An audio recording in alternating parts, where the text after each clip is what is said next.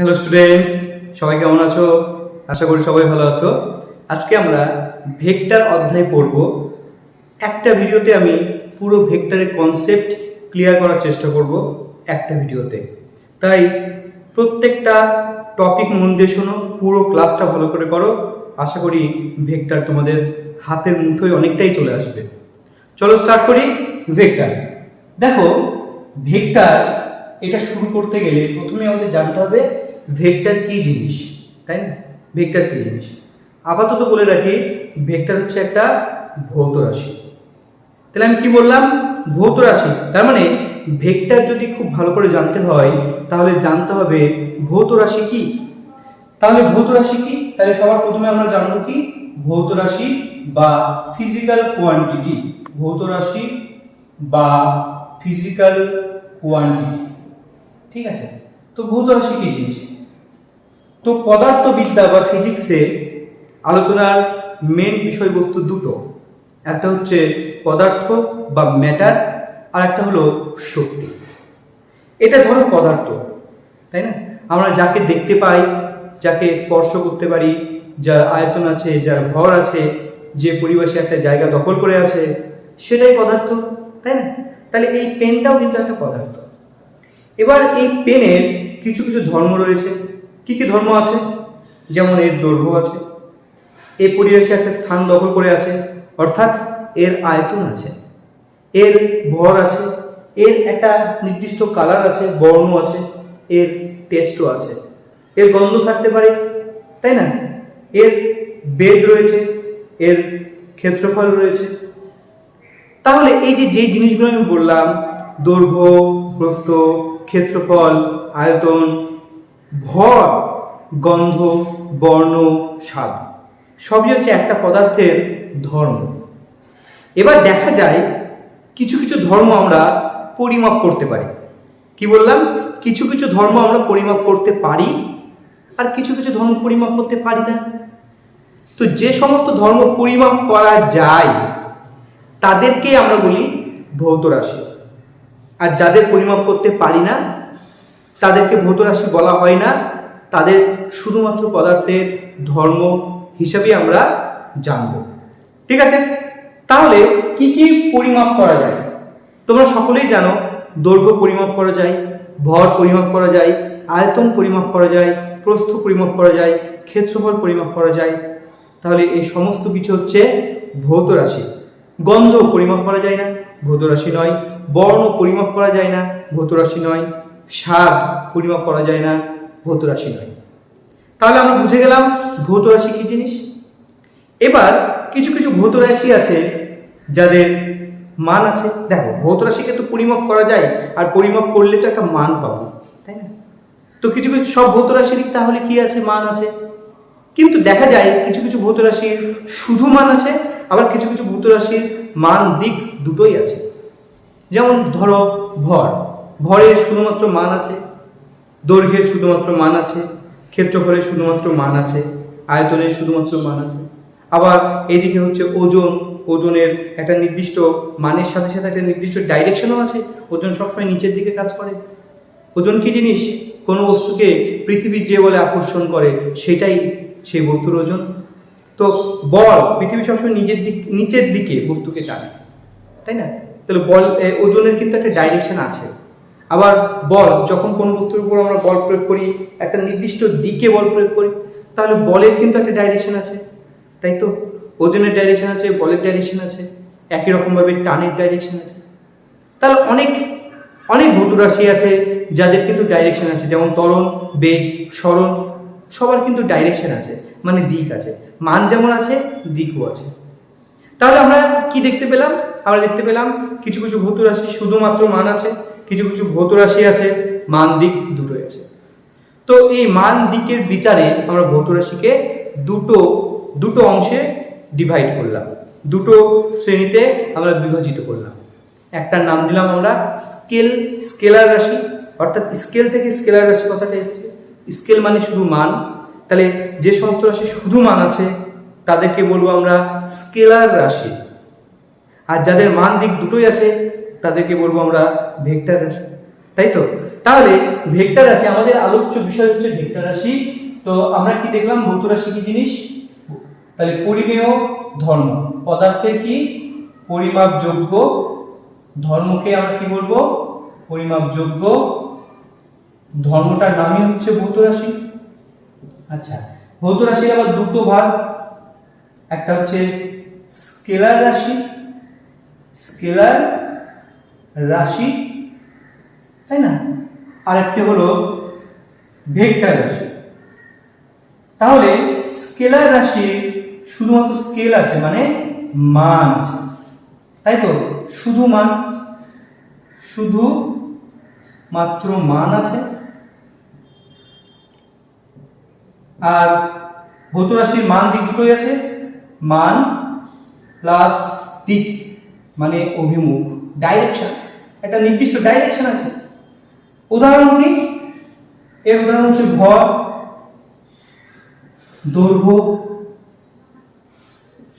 আয়তন, আয়তন ইত্যাদি ইটিসি। ঠিক আছে? আচ্ছা, এর উদাহরণ কি? ফার্স্টে বললাম ওজন। আবার ওজন আর বল একই জিনিস, তবু আমি বলটাকে লিখছি। ঠিক আছে, বলের অনেক রকম বল হতে পারে, ওজন তো একটা পার্টিকুলার জিনিস। আচ্ছা, বল, তারপর কি আছে? ত্বরণ, মন্দন, সরণ, বেগ ইত্যাদি, বেগ ইটিসি। তো এই কিছু উদাহরণ। তাহলে এবার আমরা ভেক্টর রাশি কেন করব? আলাদা করে আমরা ভেক্টর রাশি, এটা একটা অধ্যায় কেন হলো, বা এখানে আমরা কি পড়ব সেটা আমাদের জানতে হবে প্রথমে।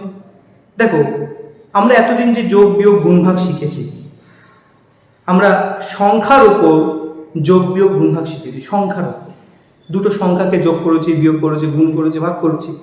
এখানে কিন্তু মান নিয়ে আমরা কখনো বিচার করিনি, তাই না? মান নিয়ে কখনোই বিচার করিনি।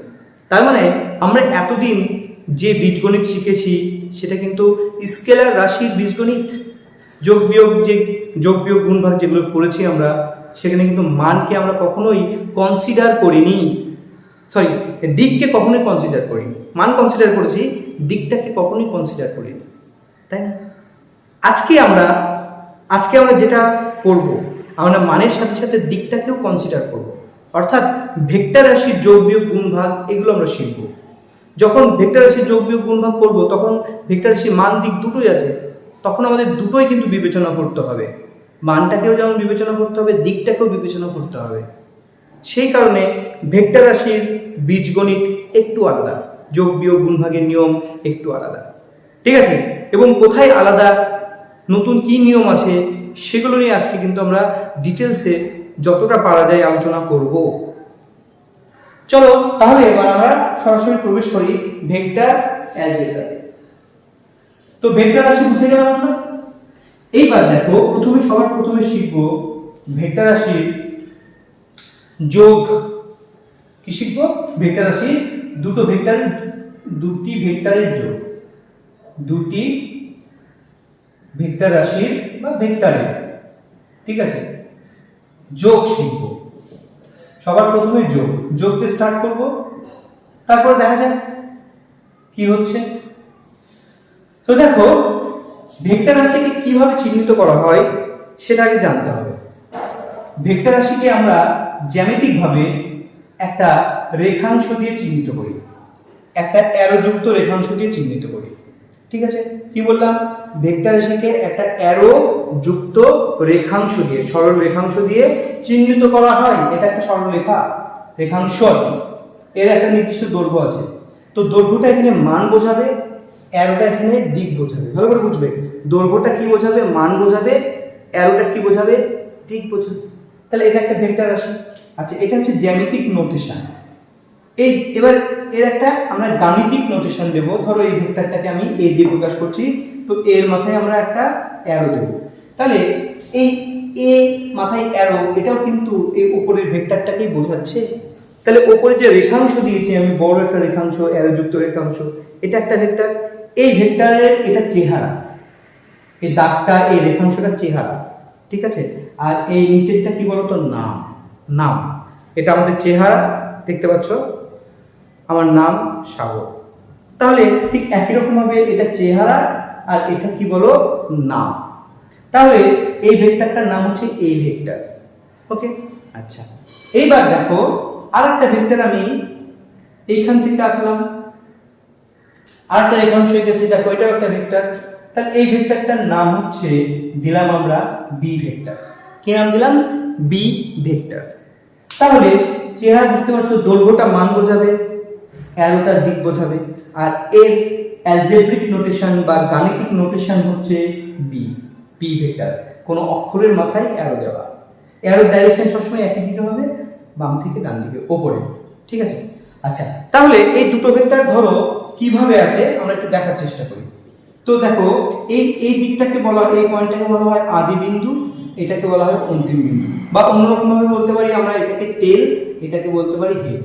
যেদিকে অ্যারো আছে সেটা হেড, আর অন্য দিকটা কি, পেছন দিকটা হচ্ছে টেল, টেল হেড, তাই না? আচ্ছা, আদি বিন্দু অন্তিম বিন্দু। আবার দেখো দ্বিতীয় ভেক্টর বি ভেক্টর, তাই না? এটা হচ্ছে হেড, এটা টেল। তারপরে এই পয়েন্টে দেখো, এই পয়েন্টে দুটো ভেক্টরের, একটা ভেক্টরের হেড যুক্ত, অন্য ভেক্টরের টেল যুক্ত, মানে এ ভেক্টরের হেড যুক্ত, বি ভেক্টরের টেল যুক্ত, তাই না? এবার এই দুটো ভেক্টরকে আমরা যোগ করতে চাইছি। কি করতে চাইছি? যোগ করতে চাইছি। তাহলে এ ভেক্টর প্লাস আমরা বি ভেক্টর করতে চাইছি। এবার যোগ করলে কিন্তু যোগফল একটা ভেক্টর হবে। দুটো ভেক্টর রাশিকে যদি যোগ করা হয়, সেই যোগফলের মানও থাকবে, দিকও থাকবে, মানে যোগফলও কিন্তু একটা ভেক্টর কোয়ান্টিটি হবে। আর আমরা ধরলাম সেই যোগফল হচ্ছে সি। তাহলে যোগফল ভেক্টরটা কি? C vector. তাহলে এ আর বি যোগ করে আমরা কি পেলাম? সি পেলাম। তাহলে আমরা এটাকে বলবো আমরা গাণিতিক রূপ বা গাণিতিক নোটেশন। ঠিক আছে, আচ্ছা এবার আমরা চেহারায় দেখব সি ভেক্টরটা দেখতে কেমন। সি ভেক্টর দেখতে কেমন আমরা চেহারাটা দেখব। দেখো এই প্রথম এখানে এ হচ্ছে প্রথম ভেক্টর, বি হলো দ্বিতীয় ভেক্টর, তাই না? তাহলে প্রথম ভেক্টরের আদি বিন্দু আর দ্বিতীয় ভেক্টরের অন্তিম বিন্দু আমরা একটা রেখা দিয়ে যুক্ত করব। আদি আর অন্তিম একটা রেখা দিয়ে যুক্ত করলাম। ঠিক আছে, এবার আদি থেকে অন্তিমের দিকে, প্রথম ভেক্টরের আদি বিন্দু থেকে দ্বিতীয় ভেক্টরের অন্তিম বিন্দুর দিকে আমরা একটা অ্যারো দেব। তাহলে এটাই হয়ে যাবে সি ভেক্টর। এটাই কি হবে? C vector. বোঝা গেল? এটার নামই হচ্ছে সি ভেক্টর। তাহলে সি ভেক্টরের চেহারা কেমন বোঝা গেল? দেখো এই দুটো যোগ করেছি, যোগফলটা একটু বেড়ে গেছে, মানে এই রেখাংশ সি রেখাংশটা দেখো অনেকটাই বড়, তাই না? তাহলে এবার বড় হতে পারে, ছোট হতে পারে, হ্যাঁ। প্রত্যেকটা জিনিসের আমি তোমাদের মানে ধীরে ধীরে বুঝিয়ে দেবো। এবার যদি কোথাও তোমরা দেখতে পাও যে দুটো ভেক্টরের হেড আর টেল যুক্ত আছে, তাই না? হেড আর টেল যুক্ত আছে, তাহলে এইভাবে তোমরা কি করতে পারো, যে প্রথম ভেক্টরের হেড, দ্বিতীয় ভেক্টরের টেল যুক্ত আছে, তাহলে তোমরা এইভাবে যোগফল ভেক্টর বের করতে পারো। ঠিক আছে, এবার প্রশ্ন হচ্ছে এ ভেক্টরের মান শুধু এ, বি ভেক্টরের মান শুধু বি। শুধু এ দিয়ে আমরা কি বোঝাবো? শুধু এ দিয়ে মান বোঝাবো। শুধু বি দিয়ে কি বোঝাবো? বি ভেক্টরের মান বোঝাবো। আচ্ছা, মান বোঝানোর আরো একটা নিয়ম আছে। ধরো এ ভেক্টর দিলাম, উভয় দিকে মড দিলাম, তাহলে এইভাবে কিন্তু আমরা মান বোঝাতে পারি। আবার বি ভেক্টর আছে, আমি উভয় দিকে মড চিহ্ন দিলাম, তাহলে এটা হয়ে গেল বি ভেক্টরের মান, এটা হয়ে গেল এ ভেক্টরের মান। তাহলে মানকে আমরা দুইভাবে প্রকাশ করতে পারি, শুধুমাত্র এ দিয়ে অথবা শুধুমাত্র বি দিয়ে। এই দুটো নোটেশনে কি বোঝাবে বলো? শুধু ভেক্টরের মান বোঝাবে। তাই এ ভেক্টরের মান হচ্ছে এ, বি ভেক্টরের মান হচ্ছে বি। এবার প্রশ্ন হচ্ছে সি ভেক্টরের একটা মান পাবো, তাই না? তাহলে সি ভেক্টরের মান কি হবে? সি ভেক্টরের মান কি হবে? তাহলে সি ভেক্টরের মান হয়ে যাবে √a² plus b² plus 2ab cos θ। ঠিক আছে, তাহলে আমরা যদি সি ভেক্টরের মান বের করতে চাই, অর্থাৎ যোগফল ভেক্টরের মান বের করতে চাই, তাহলে আমাদের এই ফর্মুলার সাহায্য নিতে হবে। এই ফর্মুলা কোথা থেকে আসলো আমি প্রমাণ করে দেখাবো। আপাতত মনে রাখো যে সি ভেক্টরের মান অর্থাৎ যোগফলের মান যদি বের করতে হয়, মান নট ডাইরেকশন, মান যদি বের করতে হয়, যেহেতু মান তাই মাথায় সি এর মাথায় কোনো অ্যারো দিইনি, অ্যারো ছাড়া আমরা মান বোঝাই, অ্যারো ছাড়া মান বোঝাই। দেখো এ শুধু এ মান বোঝাবে, শুধু বি মান বোঝাবে। তাহলে সি ভেক্টরের মান হচ্ছে √a² + b² + 2ab cos theta. এবার দেখো ab তো বুঝে গেলাম, ঠিক আছে। এবার থিটাটা কি জিনিস? থিটা হচ্ছে a ভেক্টর এবং b ভেক্টরের মধ্যবর্তী কোণ। a ভেক্টর এবং b ভেক্টরের মধ্যবর্তী কোণ কি হবে এখানে ছবিতে কি হবে দেখে নিই আমরা। যদি তোমরা দেখতে পাও কোথাও কোন একটা ভেক্টরের হেড অন্য ভেক্টরের টেলের সঙ্গে যুক্ত, তাহলে যে ভেক্টরের হেড যুক্ত সেই ভেক্টরটাকে একটু বর্ধিত করবে। কি করবে? বর্ধিত করবে। তাহলে এই বর্ধিত অংশটা অন্য ভেক্টর অর্থাৎ বি এর সঙ্গে যে কোণ তৈরি করবে সেটা হয়ে যাবে দুটো ভেক্টরের মধ্যবর্তী কোণ, এ এবং বি এর মধ্যবর্তী কোণ। বোঝা গেল? তাহলে এ এবং বি এর মধ্যবর্তী কোণ হচ্ছে এইটা। এবার প্রশ্ন হচ্ছে এটা কখন আমরা করব? যদি দুটো ভেক্টরের কোন মধ্যে কোন একটা ভেক্টরের হেড অন্য ভেক্টরের টেল যুক্ত থাকে, তাহলে আমরা এইভাবে কোণ বের করব। যদি দুটো ভেক্টরের হেড টেল যুক্ত থাকে, এটা একটা ভেক্টর, এটা একটা ভেক্টর, তাহলে এই পয়েন্টে দেখো দুটো ভেক্টর টেল যুক্ত, তাহলে কিন্তু এটাই হয়ে যাবে দুটো ভেক্টরের মধ্যবর্তী কোণ। ঠিক আছে? আচ্ছা, কোনো দুটো ভেক্টর যদি হেড যুক্ত হয়, তাহলে এইটাই হয়ে যাবে মধ্যবর্তী কোণ। বোঝা গেছে? তাহলে আমি তিনটে তোমাদের দুটো ভেক্টরের মধ্যবর্তী কোণ কি করে নির্বাচন করতে হয়, কি করে বের করতে হয় আমি কিন্তু তোমাদের বুঝিয়ে দিলাম। হতে পারে একটা ভেক্টরের হেড অন্য ভেক্টরের টেল যুক্ত, তাহলে হেডওয়ালা ভেক্টরটাকে বর্ধিত করতে হয়, তাহলে যে কোণ দেখতে পাবে সেটা হচ্ছে মধ্যবর্তী কোণ। দুটো ভেক্টরের টেল যুক্ত হলে এটা হয়ে যাবে মধ্যবর্তী কোণ, দুটো ভেক্টরের হেড যুক্ত হলে এটা হয়ে যাবে মধ্যবর্তী কোণ। দেখতে পাচ্ছ ছবিতে। এইবার চলে আসি যে স্যার সি ভেক্টর মানে যোগফল ভেক্টর, এই যোগফল ভেক্টরের মান তো আপনি বের করলেন, এর তো একটা দিকও আছে, দিকটাকে কি করে বোঝাবেন? অবশ্যই আমরা দিক বোঝাতে পারবো। কি করে বোঝাবো একটু দেখে নাও। দেখো তোমাকে এই সি ভেক্টরের দিক বোঝাতে হবে, তাই না? তো সি ভেক্টরের দিক বোঝানোর জন্য আমাদের কিন্তু এই অ্যাঙ্গেলটা প্রয়োজন। এই অ্যাঙ্গেলটার নাম দিলাম আলফা। আমরা দেখো এর এ ভেক্টরের ডাইরেকশন জানি, বি ভেক্টরের ডাইরেকশন জানি, শুধু আমাদের জানতে হবে সি ভেক্টরের ডাইরেকশন। তো এই ডাইরেকশন বোঝাতে কিন্তু কোণ সাহায্য করবে। কে সাহায্য করবে? কোণ। আমরা বলতেই পারি যদি তুমি সি ভেক্টরের দিকে যেতে চাও, তাহলে আমরা বলতে পারি যে এ ভেক্টরের সঙ্গে আলফা অ্যাঙ্গেলে চলে যাও, তাহলে পেয়ে যাবে সি ভেক্টর। এ ভেক্টরের সঙ্গে কত অ্যাঙ্গেলে চলে গেলে সি ভেক্টর পাবে? আলফা অ্যাঙ্গেলে। তার মানে আলফা দিয়ে আমরা কিন্তু সি ভেক্টরের ডাইরেকশন বোঝাবো। তো আলফাটা কি করে বের করব? দেখো আলফার জন্য আমাদের যেটা বের করতে হবে সেটা ট্যান আলফা। কি বের করতে হবে? Tan alpha. তো ট্যান আলফার একটা সূত্র আছে, সেই সূত্র হচ্ছে বি, দেখো আলফার উল্টো দিকের বাহু বি sin থিটা। ঠিক আছে? আচ্ছা, নিচে কিন্তু বি cos থিটা হবে, বি cos থিটা। ট্যান মানে কি? sin by cos। আচ্ছা, শুধু এ এখানে যোগ করব, যোগের সময় এখানে এ কি করব? যোগ করব, এ যোগ করব। বোঝা গেল? তাহলে tan আলফা কি হয়ে গেল? b sin theta by a plus b cos theta. তো এখান থেকে আমরা tan আলফা পেয়ে যাব, আর tan আলফা পেয়ে গেলেই কিন্তু আমরা পেয়ে যাব আলফা, আর আলফা পেয়ে গেলেই কিন্তু আমরা সি এর ডাইরেকশন জেনে গেলাম। ঠিক আছে? তাহলে এইভাবে কিন্তু আমরা সি এর ডাইরেকশন বের করতে পারবো। তো এইবার এটা হচ্ছে আমাদের দুটো ভেক্টরের যোগের নিয়ম। তো তোমরা দেখতে পাচ্ছ দুটো ভেক্টরকে যোগ করলে আমরা কিন্তু একটা ত্রিভুজ পেয়েছি, তাই না? একটা ত্রিভুজ পেয়েছি। ত্রিভুজের একটা বাহু হচ্ছে এ ভেক্টর, একটা বাহু হলো ভি ভেক্টর, যে দুটো ভেক্টরকে আমরা যোগ করব। আর অন্য তৃতীয় বাহুটা কিন্তু যোগফল ভেক্টর। মাথায় রাখবে যোগফল ভেক্টরকে আমরা লব্ধি ভেক্টর বলবো। ফিজিক্সের ভাষায় কি বলবো? লব্ধি ভেক্টর। যোগফল ভেক্টরের নাম কি? লব্ধি ভেক্টর। ঠিক আছে? তো তার মানে সি হচ্ছে লব্ধি ভেক্টর। তো আমরা এখান থেকে ত্রিভুজ সূত্রটা বলতে পারবো, ভেক্টর যোগে ত্রিভুজ সূত্র। সেই সূত্রটা কেমন? সেই সূত্রটা হয়ে যাবে কোন ত্রিভুজের, একটু ভালো করে খেয়াল করো, এ বি সি এই তিনটে বাহু দিয়ে কিন্তু একটা ত্রিভুজ তৈরি হয়েছে, তাই তো? ত্রিভুজের দেখো তুমি যদি এ কে ফলো করো, তাহলে এ কে ফলো করলে তুমি যাবে কেমন? Anti clockwise. বি কে যদি ফলো করো, বি এর অ্যারোটাকে, বি এর অ্যারো বরাবর গেলে তুমি যাবে অ্যান্টি ক্লকওয়াইজ। তেমন এ এবং বি এর ডাইরেকশন কিন্তু একই ক্রমে এ অ্যান্টি ক্লকওয়াইজ ডাইরেকশন দিচ্ছে, বি অ্যান্টি ক্লকওয়াইজ ডাইরেকশন দিচ্ছে। কিন্তু সি, তুমি যদি সি কে ফলো করো, এই যে সি, তাহলে তুমি যাবে কি? ক্লকওয়াইজ। তুমি যাবে কেমন? এই বদ্ধপথ বরাবর ক্লকওয়াইজ যাবে। তার মানে সি কিন্তু বিপরীত ক্রম বোঝাচ্ছে। তার মানে যে দুটো ভেক্টরকে আমরা যোগ করব তারা একই ক্রম বোঝাবে, আর যোগফল ভেক্টর বা লব্ধি ভেক্টর কিন্তু বিপরীত ক্রম বোঝাবে। কি বোঝাবে? বিপরীত ক্রম। এখান থেকে কিন্তু ক্লিয়ার, তাই না? এ বি একই ক্রম, দেখো একই ক্রম, কিন্তু সিটা দেখো বিপরীত ক্রম হয়ে যাচ্ছে। ফিল করো এই জিনিসটাকে, ফিল করলে নিজেই কিন্তু এই সূত্রগুলো বলতে পারবে, কখনো মুখস্থ করতে হবে না।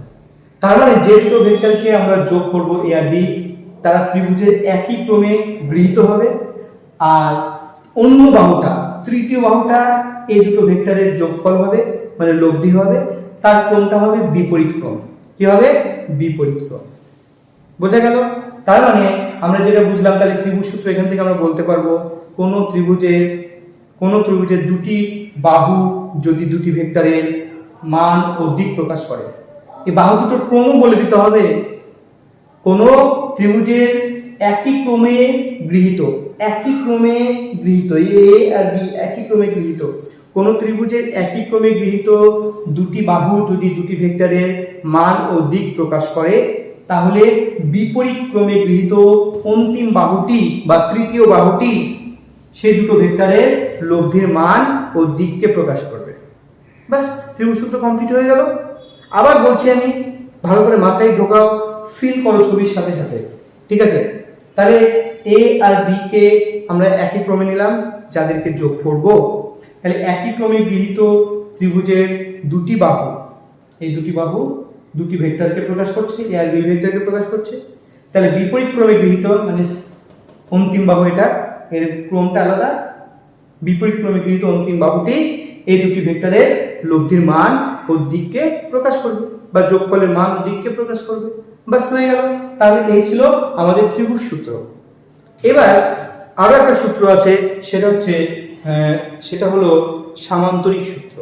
সামান্তরিক সূত্রটা কি? দেখো, ধরো এটা একটা ভেক্টর, এ ভেক্টর, এটা একটা ভেক্টর বি ভেক্টর, তাই না?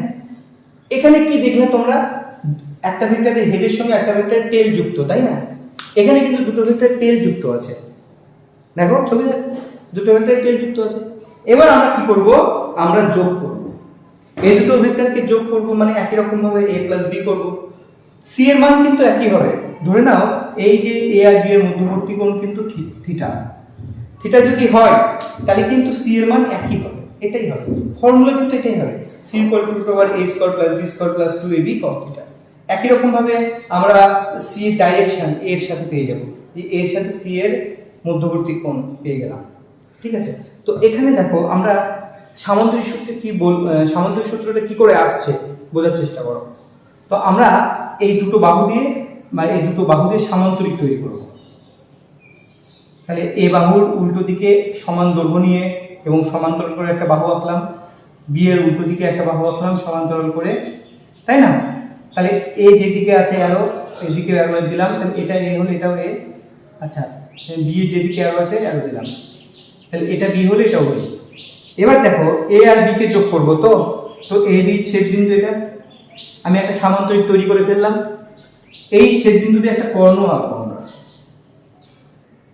এই হচ্ছে কর্ণ, ঠিক আছে?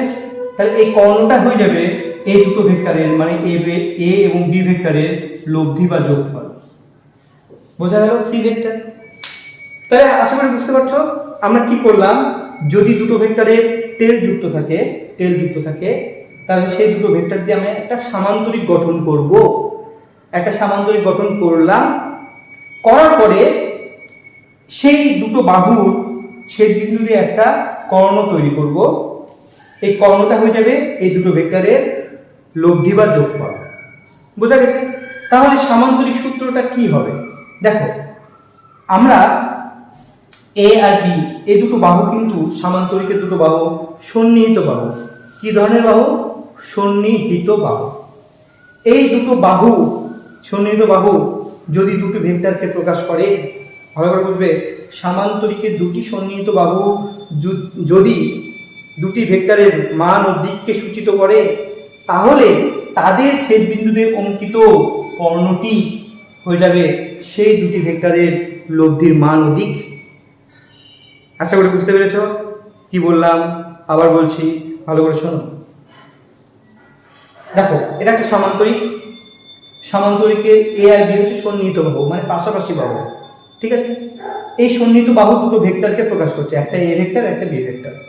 এদের কর্ণ দিয়ে অঙ্কিত, এদের ছেদ বিন্দুতে অঙ্কিত কর্ণ দেখতে পাচ্ছ, কর্ণ হচ্ছে এ আর বি এর লব্ধিকে প্রকাশ করছে, মানে সি কে প্রকাশ করছে, যোগফলকে প্রকাশ করছে। বোঝা গেল? এটাকে আমি একটু ভাষা দিয়ে বললেই হয়ে গেল সামান্তরিক সূত্র। তাহলে কোন সামান্তরিকের দুটি সন্নিহিত বাহু যদি দুটি ভেক্টরকে প্রকাশ করে, তাহলে তাদের ছেদ বিন্দুতে অঙ্কিত কর্ণ সেই দুটি ভেক্টরের লব্ধিকে প্রকাশ করবে। বাস হয়ে গেল। আচ্ছা, এখানে আলফা কোনটা? এখানে আলফা কিন্তু এইটা দেখতে পাচ্ছ, এর সঙ্গে আলফা কোণ তৈরি হয়েছে, এর সঙ্গে আলফা কোণ তৈরি হয়েছে, তাহলে এর সাথে আলফা কোণ তৈরি হয়েছে, সেই tan আলফা ইকুয়াল টু হয়ে যাবে b sin theta by a plus b cos theta. এটা কিন্তু ফর্মুলা, ঠিক আছে, এটা ফর্মুলা। তো মনে রাখার নিয়ম কি? দেখো আলফা তৈরি হচ্ছে এর সাথে, উল্টো দিকে যে বাহুটা আছে সেই বাহুটা আগে, মানে তার সঙ্গে সাইন যুক্ত হবে, কস যুক্ত হবে, b sin theta b cos theta. আর এটা কিন্তু আলাদা থাকবে, এটা কিন্তু আলাদা থাকবে। ঠিক আছে, তাহলে আশা করি তোমরা বুঝতে পেরেছো সামান্তরিক সূত্র এবং ত্রিভুজ সূত্র। এবার তোমাদের অনেকের মনে প্রশ্ন আসতে পারে, স্যার যে এই দুটো সূত্রকে প্রমাণ করে দেখিয়ে দিন, কোথা থেকে আসলো এই দুটো সূত্র, তাই না? এটা আমাদের একটু প্রমাণের দরকার। তো চলো এবার প্রমাণ করব। আমরা এই দুটো সূত্র কিন্তু এই দুটো ছবি থেকেই প্রমাণ করতে পারি, এটা থেকেও প্রমাণ করতে পারবো, এটা থেকেও প্রমাণ করতে পারবো, মানে এটা থেকেও প্রমাণ করা যাবে, এটা থেকেও প্রমাণ করা যাবে। সেই প্রমাণটাই আমরা দেখবো, যে কোনো একটা ছবির সাহায্যে আমরা করব। তো এবার আমরা প্রমাণ করব। একটু আগে যে দুটো সূত্রের কথা বললাম সেই দুটো সূত্র প্রমাণ করব। তো আমি লিখে দিলাম প্রমাণ। ঠিক আছে, তো আমি ছবি আঁকছি, দেখো এটা হলো এ ভেক্টর, এটা হলো বি ভেক্টর, দেখতে পাচ্ছ। এবার সি ভেক্টর কি ছিল? দেখো এ আর এর আদি বিন্দু, বি এর অন্তিম বিন্দু আমরা যুক্ত করব, যুক্ত করে আদি থেকে অন্তিমের দিকে এগোবো, তাহলে এটা হয়ে যাবে সি ভেক্টর। তো আমি পয়েন্টগুলো নামকরণ করছি। এই পয়েন্টের নাম পি, এই পয়েন্টের নাম কিউ, এই পয়েন্টের নাম আর। ঠিক আছে, আচ্ছা এইবার আমরা কি করব, এই হেডওয়ালা ভেক্টরটাকে, মানে এই ভেক্টরকে আমরা বর্ধিত করব, বর্ধিত করলাম, তাই তো। তাহলে এটা হয়ে যাবে থিটা, কোণ থিটা, এ এবং বি এর মধ্যবর্তী কোণ। এবার এক কাজ করি, আমরা একটা অঙ্কন করব। সেই অঙ্কনটা কি? আমরা এই আর বিন্দু থেকে একটা লম্ব টানবো, আর বিন্দু থেকে একটা লম্ব টানবো। তো এই লম্ব পি কিউ এর বর্ধিত অংশকে একটা বিন্দুতে ছেদ করলো, এই বিন্দুটার নাম দিয়ে দেবো আমরা P Q R S, S বিন্দু দিয়ে দেবো। তাহলে এবার একটু খেয়াল করো, P R S, P R S কিন্তু একটা সমকোণী ত্রিভুজ। তাহলে ত্রিভুজ পি আর এস এটা কিন্তু সমকোণী ত্রিভুজ, সমকোণী ত্রিভুজ। ঠিক আছে, এবার সমকোণী ত্রিভুজের, খুব ভালো করে বুঝবে, সমকোণী ত্রিভুজের আমাদের বের করতে হবে কি? এই অতিভুজ, মানে সি বের করতে হবে, তাই না? সি এর তো ফর্মুলা ছিল √a² + b² + 2ab cos θ। তার মানে এই সমকোণী ত্রিভুজের কি বের করব আমরা? অতিভুজ বের করব। তো অতিভুজ ইকুয়াল টু কি জানি আমরা? অতিভুজ ইকুয়াল টু কি জানি? কি জানি? √, এই ভূমি স্কয়ার মানে PS তার স্কয়ার প্লাস লম্ব স্কয়ার, তাই না? লম্ব স্কয়ার মানে RS তার স্কয়ার। এটা তো অতিভুজ। আচ্ছা, অতিভুজ অ্যাকচুয়ালি এখানে কি? PR। অতিভুজটা PR বা C বলতে পারো। এই PR মানে কিন্তু C। PR মানে আমি কি লিখে দিচ্ছি? PR মানে C। ঠিক আছে, PQ, PQ মানে হলো P থেকে Q মানে হলো A, P থেকে Q হচ্ছে A, আর Q থেকে R মানে QR, এটা কিন্তু B। ঠিক আছে, আমি লিখে দিলাম। এবার তার মানে আমি একটা C লিখে দিচ্ছি, অসুবিধা নেই। এইবার দেখো আমি ধাপে ধাপে করব। আমার PS আছে, প্রমাণে কোথাও PS বলা নেই, তাই না? এবার PS কে আমরা ভেঙে ফেলতে পারি। কি? P PQ plus QS। তাহলে PS কে আমরা PQ প্লাস QS এ ভেঙে নিতে পারি, তাহলে সেটাই করবো, এই PS টাকে ভেঙে নেব, PQ প্লাস QS। ঠিক আছে, এবার RS টা RS যেমন আছে থেকে যাক, কোনো অসুবিধা নেই, RS তার স্কয়ার। এবার আমরা পরিষ্কার দেখতে পাচ্ছি, দেখো এখানে একটা সূত্র ফেলতে হবে, a প্লাস b এর হোল স্কয়ারের সূত্র ফেলতে হবে, তাই না? দেখো সায়েন্সটা এমন কি না, তোমাকে মুখস্থ করতে হয় না, একটার পর একটা তুমি নিজেই বুঝতে পারবে কি করতে হবে।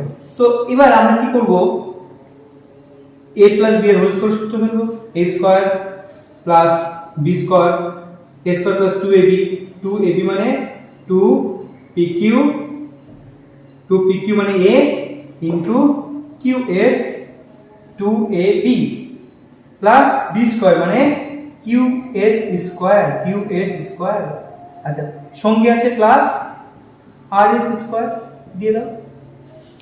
এবার এই জিনিসটাকে দেখো, আচ্ছা এটা রুটের মধ্যেই কিন্তু আছে, qs square plus rs square, এটা দেখো এই পার্টটা একটু দেখো, আমি একটু আন্ডারলাইন করছি, এই qs rs এখানেও কিন্তু একটা দেখো সমকোণী ত্রিভুজের মধ্যেও কিন্তু একটা সমকোণী ত্রিভুজ আছে, তাই না? কি সমকোণী ত্রিভুজটা দেখে নাও একটু, এখানে আরো একটা সমকোণী ত্রিভুজ আছে, ত্রিভুজ QRS, এটাও কিন্তু সমকোণী, তাই তো, এটাও সমকোণী। তো এই সমকোণী ত্রিভুজের ক্ষেত্রে অতিভুজ কোনটা?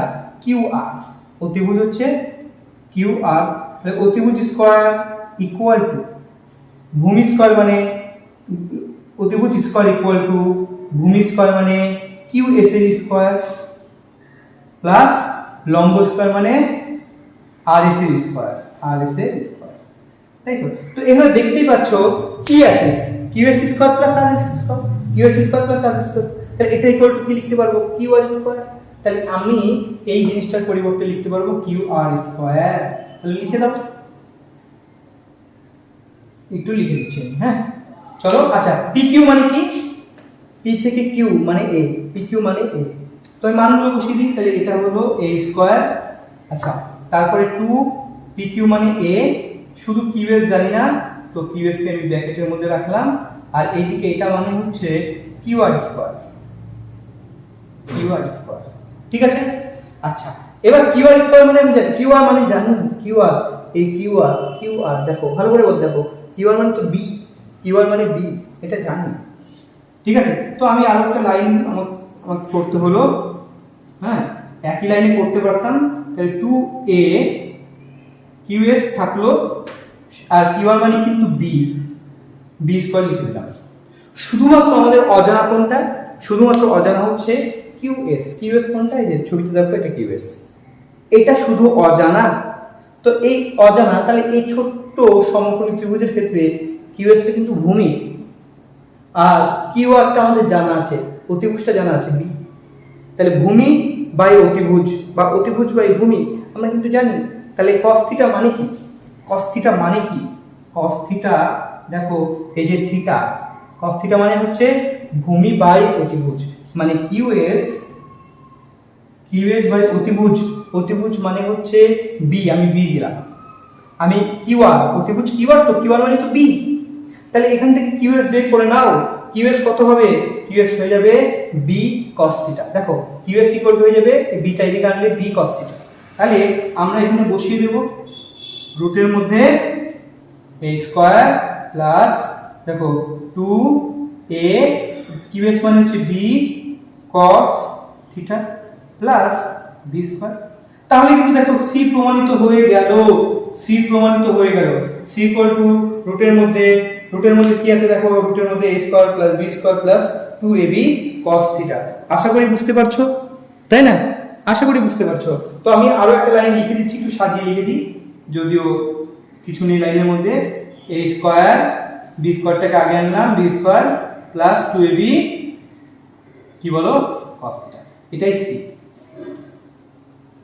খুব সহজ একটা প্রমাণ, এটা কিন্তু হয়ে গেল আমাদের।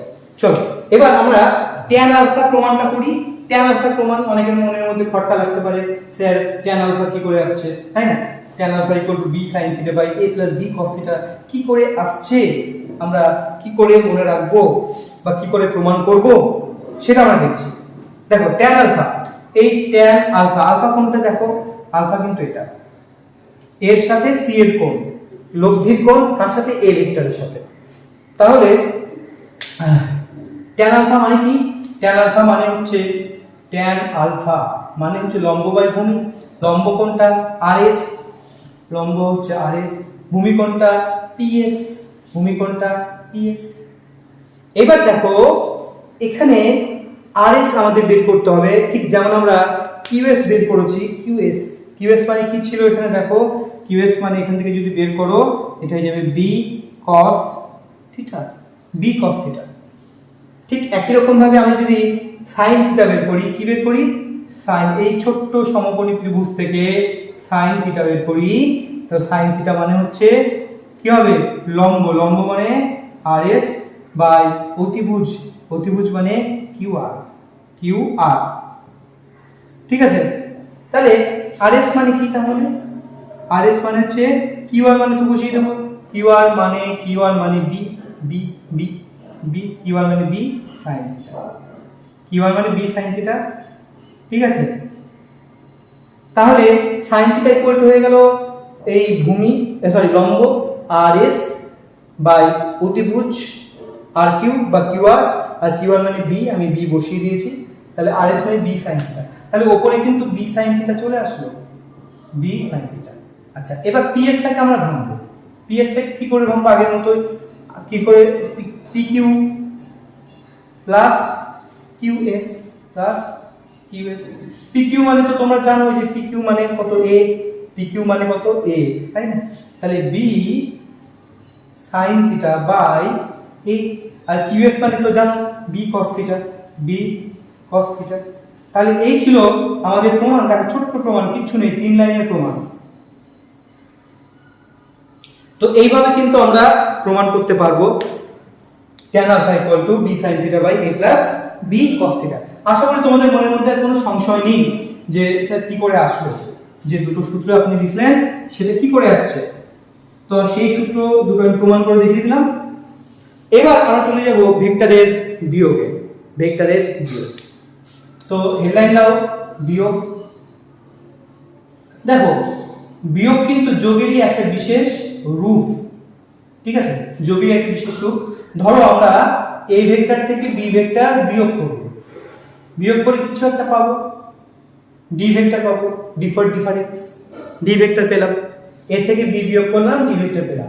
প্রথম কথা d ভেক্টরের মান কি হবে, তো c এর মতো d এর একটা মান হবে, তো d এর মান হবে a square plus b square plus 9 এখানে মাইনাস 2ab cos থিটা। দেখো এখানে মাঝখানে যদি প্লাস হতো তাহলে ওটা হতো, সেটা হয়ে যেত যোগফলের মান, a square plus b square plus 2ab cos theta, এখানে প্লাস হলে যোগফলের মান, আর এখানে মাইনাস হলে এটা হচ্ছে বিয়োগফলের মান মানে d।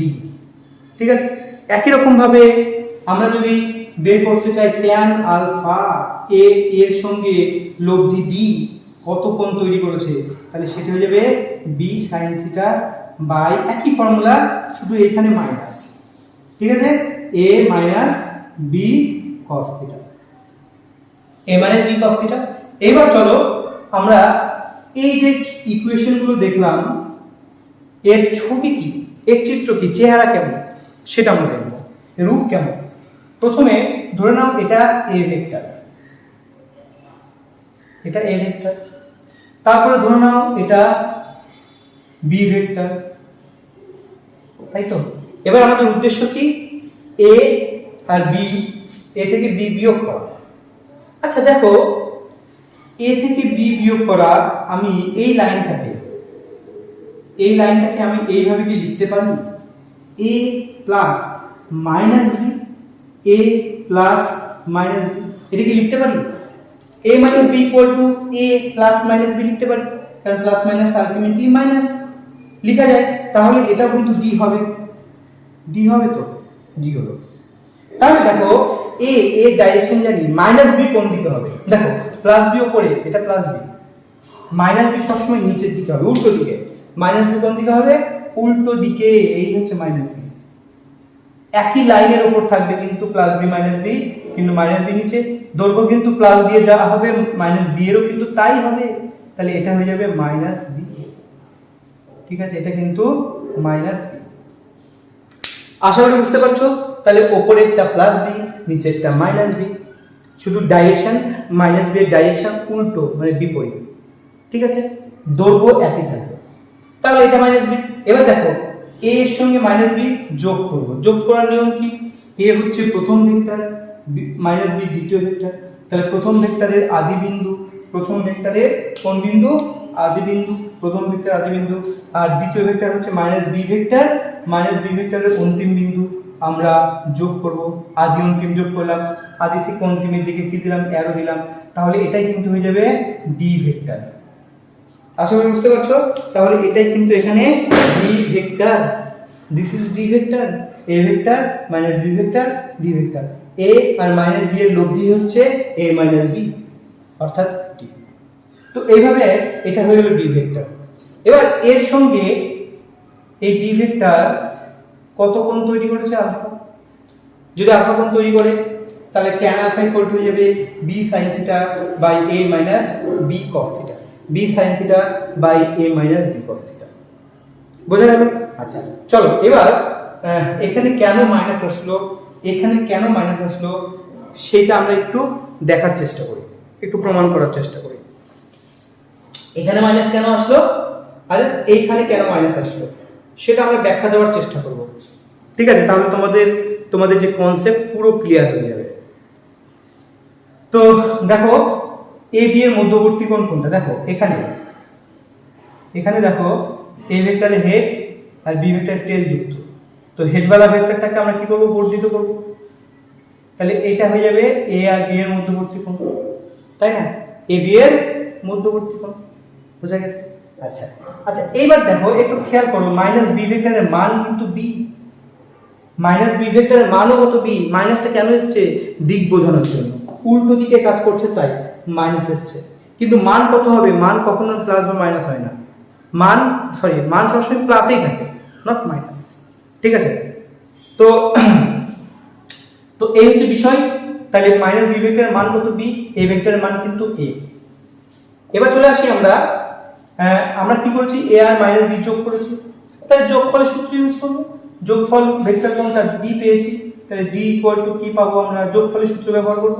যোগফলের সূত্র ব্যবহার করতে গেলে এ স্কয়ার মানে প্রথম vector square plus B square মানে দ্বিতীয় vector square plus 2 A B. এইবার যোগ করেছি কি কি? এ আর মাইনাস বি যোগ করেছি, তাই এখানে 2ab cos যে অ্যাঙ্গেলটা নেব এখানে, এই অ্যাঙ্গেলটা কিন্তু এ আর মাইনাস বি এর মধ্যবর্তী অ্যাঙ্গেলই নেব, কিন্তু তোমাকে বলা আছে এ আর প্লাস বি এর মধ্যবর্তী অ্যাঙ্গেল থিটা, এটা বলা আছে।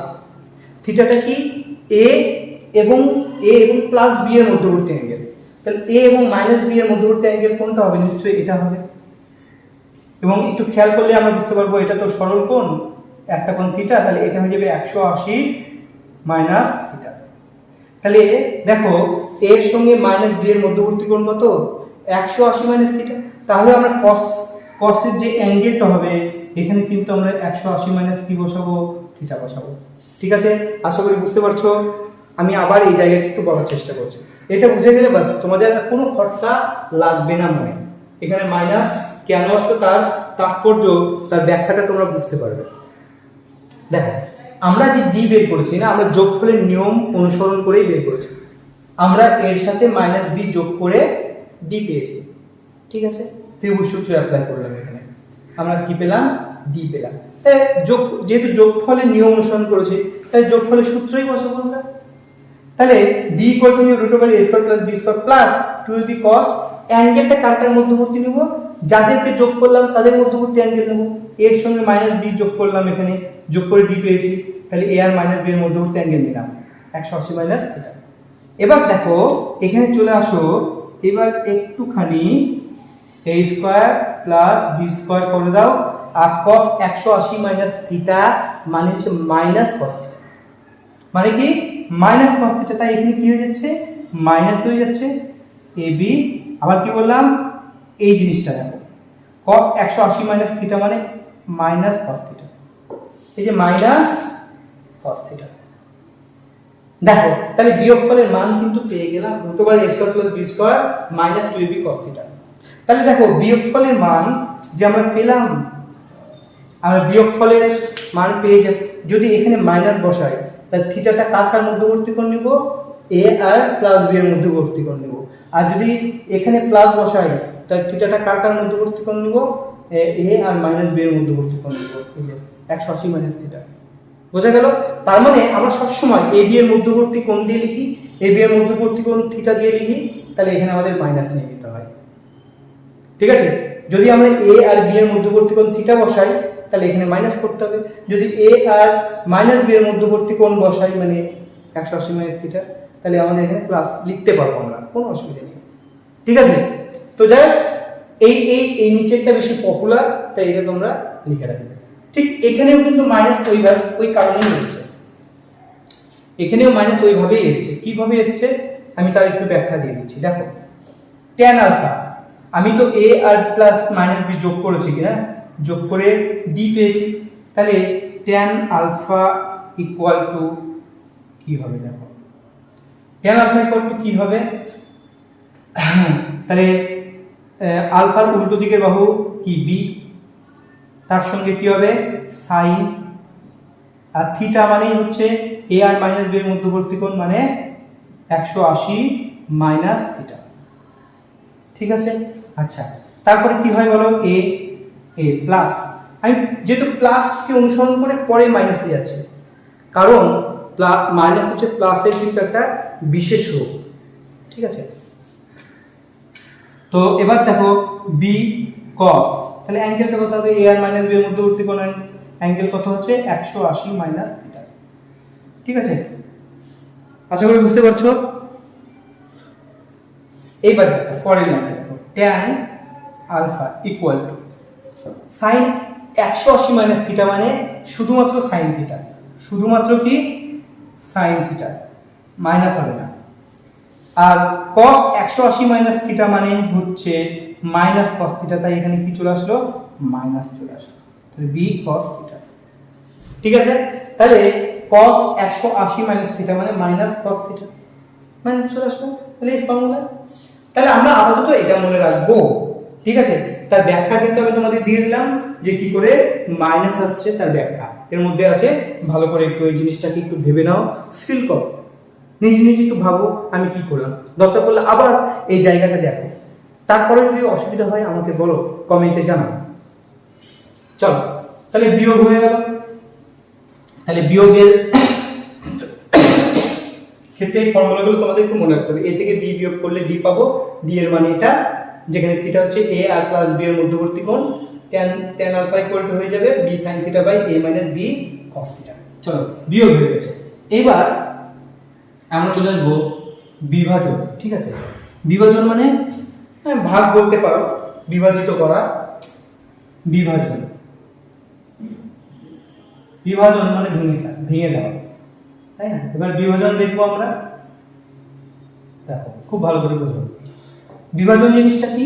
ধরে নাও এটা একটা ভেক্টর, আর ভেক্টর।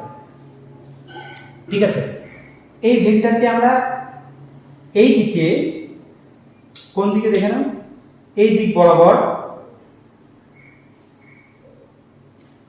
মানে একটা ভেক্টরের অনেক দিকে, চারিদিকে তার প্রভাব থাকে।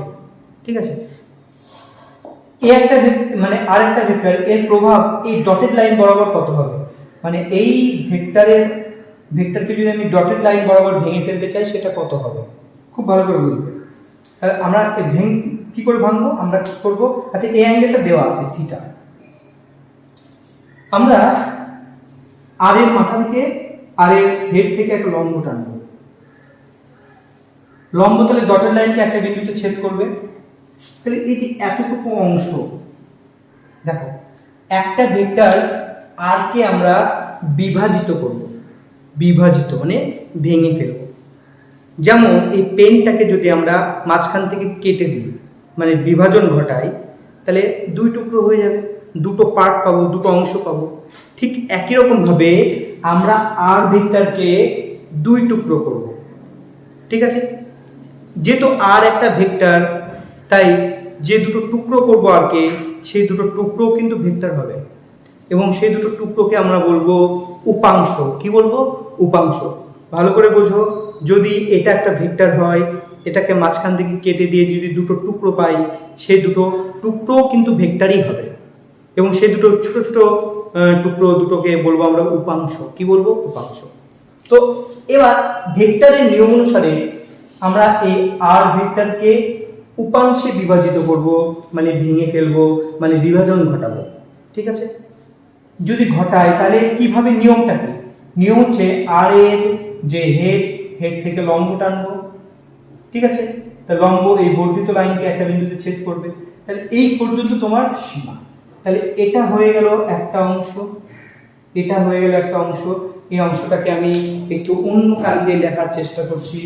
আর এর দুটো অংশ, এটা একটা অংশ, এই লাল একটা অংশ, লাল একটা অংশ, হ্যাঁ। আর এটাকে কালো আমি নীল দিয়ে লেখার চেষ্টা করছি, এটা একটা অংশ। তো এই যে লাল দুটো অংশ, তাহলে আর এর দুটো অংশ, আর এর কটা অংশ? আর এর দুটো অংশ। ঠিক আছে? দুটো অংশ। তাহলে এই দুটো অংশের মান কত হবে? তো নিচে যেটা থিটা অ্যাঙ্গেলে আছে, থিটা অ্যাঙ্গেল, তার মান হবে আর এরই একটা অংশ তো আর cos থিটা। তাহলে যে কোণটা তোমার দেওয়া আছে সেখানে cos হবে, যে কোণটা দেওয়া আছে সেখানে cos। কোণে cos, মনে রাখবে, কোণে cos, কোণে cos। যে কোণটা দেওয়া আছে তার সঙ্গে cos, যে কোণটা দেওয়া আছে তার সঙ্গে cos, কোণে cos। তাহলে আর এর উপাংশ এইটা, এতটুকু, এতটুকু। এটা ভেক্টর, আমি ভেক্টর দিচ্ছি না, আমি মানটা লিখছি, কিন্তু এই উপাংশটা একটা ভেক্টর। কি করে বুঝলাম ভেক্টর? দেখো, এর একটা দৈর্ঘ্য আছে, অ্যারো দেওয়া আছে, দেখো এইদিকে অ্যারো দেওয়া আছে, তাহলে অ্যারো যুক্ত লাইনকে কি বলি? ভেক্টর। এটাও একটা ভেক্টর, এই যে এটাও একটা ভেক্টর, অ্যারো দিয়ে দিলাম। তাহলে অ্যারো কোন দিকে আছে? উপরের দিকে আছে, তাহলে এটাও একটা অংশ। তাহলে এই দুটো অংশ। ঠিক আছে? তাহলে এই অংশের মান হয়ে যাবে আর cos থিটা, আর এই অংশের মান হয়ে যাবে আর sin থিটা, আর sin থিটা। তাহলে আর ভেক্টরের দুটো অংশ কি কি? আর ভেক্টরের একটা অংশ হচ্ছে আর cos থিটা, আর ভেক্টরের অপর অংশ হচ্ছে আর sin থিটা। কোথায় cos কোথায় sin হবে? যেখানে কোণ দেওয়া আছে সেখানে cos, কোণে cos, তাহলে অন্যটা কত হবে? sin। এবার যদি খেয়াল করো, দেখো এই দুটো অংশ, একটা আর cos থিটা, একটা আর sin থিটা, তাহলে আর কে বিভাজন করে দুটো অংশ পেলাম, একটা আর cos থিটা, একটা হচ্ছে আর sin থিটা। আর এর দুটো অংশ, আর cos থিটা, আর sin থিটা। এই আর cos থিটা আর sin থিটা পরস্পর কিন্তু লম্ব। ভালো করে দেখো, আর cos থিটা লম্ব আর sin থিটা। ঠিক আছে? তাহলে আর cos থিটা এবং আর sin থিটা পরস্পর দেখো লম্ব হয়ে আছে, আর cos থিটার উপর আর sin থিটা লম্ব, তাই এই দুটো অংশকে বলা হয় উপাংশ, এবং পরস্পর লম্ব উপাংশ, পরস্পর লম্ব উপাংশ। আশা করি বুঝতে পেরেছো। তাহলে আর cos থিটা আর sin থিটা হচ্ছে পরস্পর লম্ব উপাংশ। আচ্ছা, তুমি চাইলে না এই আর sin থিটাকে এই দিকেও আঁকতে পারবে। তাহলে এই দিক কি করে আঁকবো? দেখো, দৈর্ঘ্য আর দিকটাকে একই রাখবো, তাহলেই হয়ে গেল। ঠিক আছে? এই যে দেখো, এর দৈর্ঘ্য যা আর sin থিটার দৈর্ঘ্য যা, এখানে দৈর্ঘ্য একই রাখলাম, দিক তো উপরে, মানে সমান্তরাল, এই দুটো সমান্তরাল, তাহলে এটাও কিন্তু আর sin থিটা। তাহলে মাথায় রাখবে, আমরা যদি কোনো ভেক্টরকে ভাঙতে চাই, ধরো আমরা একটা ভেক্টরকে ভাঙবো, এটা একটা পি ভেক্টর, তাহলে তোমাকে একটা অ্যাঙ্গেল দেওয়া থাকবে। কি দেওয়া থাকবে? অ্যাঙ্গেল, কোনো একটা দিকে অ্যাঙ্গেল দেওয়া থাকবে। ঠিক আছে? ধরো এই অ্যাঙ্গেলটা দেওয়া আছে, অ্যাঙ্গেলটা দেওয়া আছে, তাহলে তুমি ঝট করে কি করবে? ঝট করে লম্ব টানবে পি এর মাথা থেকে। এই অ্যাঙ্গেলটা ধরো দেওয়া আছে আলফা, লম্ব টানবে। ঠিক আছে? লম্ব টানবে। আচ্ছা, চাইলে তুমি এটাকে একটা লম্ব টানলে, যাই হোক, এবার এটা একটা হয়ে যাবে একটা উপাংশ, কোণে cos, তার মানে পি এর একটা উপাংশ, এই উপাংশ হচ্ছে পি cos আলফা। তাহলে যেটা আলফা কোণ দেওয়া আছে সেখানে cos হবে, আর যেটা লম্ব বরাবর আছে সেটা পি sin কি হবে বলো? আলফা। তাহলে পি sin কি আলফা, পি cos আলফা। ঠিক আছে? আচ্ছা, তুমি চাইলে এই পি sin থিটাকে এখানেও আঁকতে পারো, এখানেও আঁকতে পারো, যে এখানেও আঁকতে পারো, এটাও পি সাইন থিটা হলে এটাও পি সাইন থিটা হবে, কারণ মান আর দিক একই, তাহলে এটাও পি সাইন থিটা। তাহলে সেই জন্য আমরা আমাদের বেশিরভাগ ক্ষেত্রে আমরা এই ছবিটা আঁকি। কেমন ছবি আঁকি? ধরো এটা একটা কোন একটা ভেক্টর, ধরে নাও এটা হচ্ছে এ ভেক্টর, এ ভেক্টর। তাহলে এ ভেক্টরের এই দিককার উপাংশ, এই দিককার ধরো এই দিককার উপাংশ, এই অ্যাঙ্গেলটা দেওয়া আছে ফাই। কত অ্যাঙ্গেল দেওয়া আছে? ফাই। তাহলে এই দিককার উপাংশ এ ভেক্টরের এই ফাই বরাবর উপাংশ হয়ে যাবে এ cos ফাই। আর যেটা লম্ব উপাংশ, পরস্পর লম্ব, তো a cos ফাই এর সঙ্গে এটা কি থাকবে বলো? লম্ব থাকবে। এটা কি থাকবে? লম্ব। তাহলে এটা হয়ে যাবে কি? এটা হয়ে যাবে a sin phi. a sin এই হচ্ছে পরস্পর লম্ব উপাংশে বিভাজন, পরস্পর লম্ব উপাংশে বিভাজন। একটা a cos ফাই, একটা a sin ফাই। মাঝখান দিয়ে a ডান দিকে থাকবে, মানে যেদিকে ফাই আছে সেদিকে cos, আর যেটা লম্বভাবে আছে সেটা sin। ঠিক আছে, এই ছবিগুলো সবগুলো আত্মস্থ করো, আমাদের এটাই আছে সিলেবাসে। ঠিক আছে, এই প্রমাণ আছে, আমরা সেগুলোর মধ্যে যাচ্ছি না, আমাদের লাগে না কাজে। তো এটা খুব ভালো করে বুঝে নাও, তাহলে বিভাজনটা ক্লিয়ার হয়ে যাবে। এবার যদি আমরা একটা এখান থেকে একটা প্রবলেম দিই, একটা যদি আমরা এক্সাম্পল করি এখান থেকে, ঠিক আছে, একটা ধরো কোশ্চেন দিয়ে দিল, একটি বল, কোশ্চেন একটি বল এর মান, একটি বলের মান 25 নিউটন।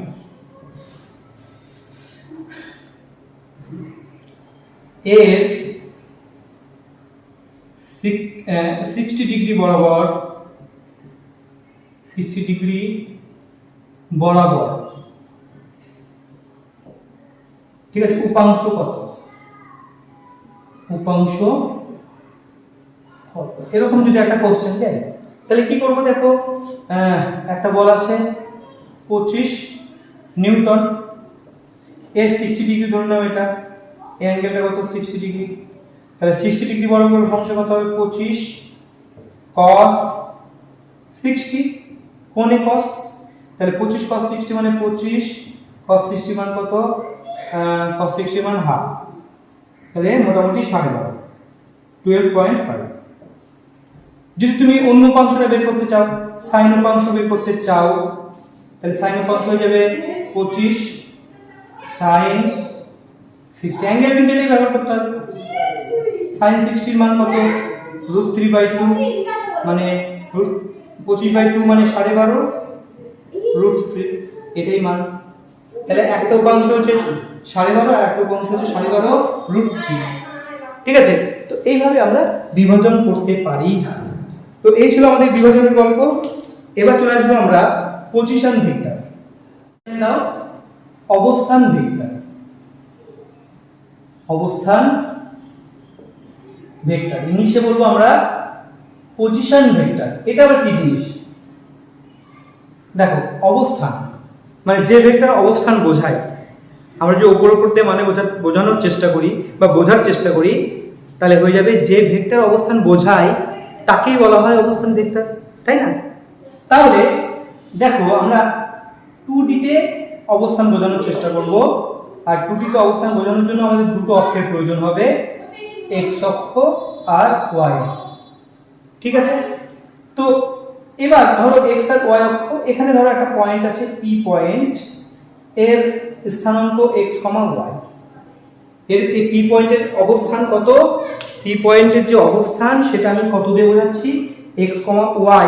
x এর মান 2 হতে পারে, 3 হতে পারে, y এর মান 3 হতে পারে, 4 হতে পারে। ভুজ কোটি, তাই না? আমরা জানি এটাকে স্থানাঙ্ক বলে। আর স্থানাঙ্ক কোনো বিন্দুর অবস্থান বোঝায়, স্থানাঙ্কের সাহায্যে কোনো বিন্দুর অবস্থান বোঝানো হয়। তাহলে দেখো, আর এটা মূল বিন্দু ও অরিজিন মূল বিন্দু। তো আমরা যদি এই পি বিন্দুকে মূল বিন্দুর সঙ্গে যুক্ত করে দিই, পি বিন্দুকে মূল বিন্দুর সঙ্গে যুক্ত করে দিই, এই যুক্ত করে দিলাম, ঠিক আছে, এই যুক্ত করে দিলাম, এবং মূল বিন্দু থেকে পি বিন্দুর দিকে যদি অ্যারো দিই, তাহলে এটা একটা ভেক্টর হয়ে গেল। আর এই ভেক্টরটার নামই হচ্ছে অবস্থান ভেক্টর, এবং এটাকে আর দিয়ে লেখা হয়। কি দিয়ে লেখা হয়? আর দিয়ে লেখা হয়। ঠিক আছে, তাহলে আমরা বুঝে গেলাম। তাহলে অবস্থান ভেক্টর কি জিনিস? কোন একটা বিন্দু আছে, সেই বিন্দুকে মূল বিন্দুর সঙ্গে কানেক্ট করে দিতে হবে একটা রেখা দিয়ে, সরলরেখা দিয়ে কানেক্ট করে দিতে হবে, এবং অ্যারো কোন দিকে দিতে হবে? মূল বিন্দু থেকে ওই বিন্দুর দিকে, সংশ্লিষ্ট বিন্দুর দিকে অ্যারো দিতে হবে। তাহলে যে আমরা ভেক্টরটা পাবো তার নামই হয়ে যাবে ওই বিন্দুর অবস্থান ভেক্টর।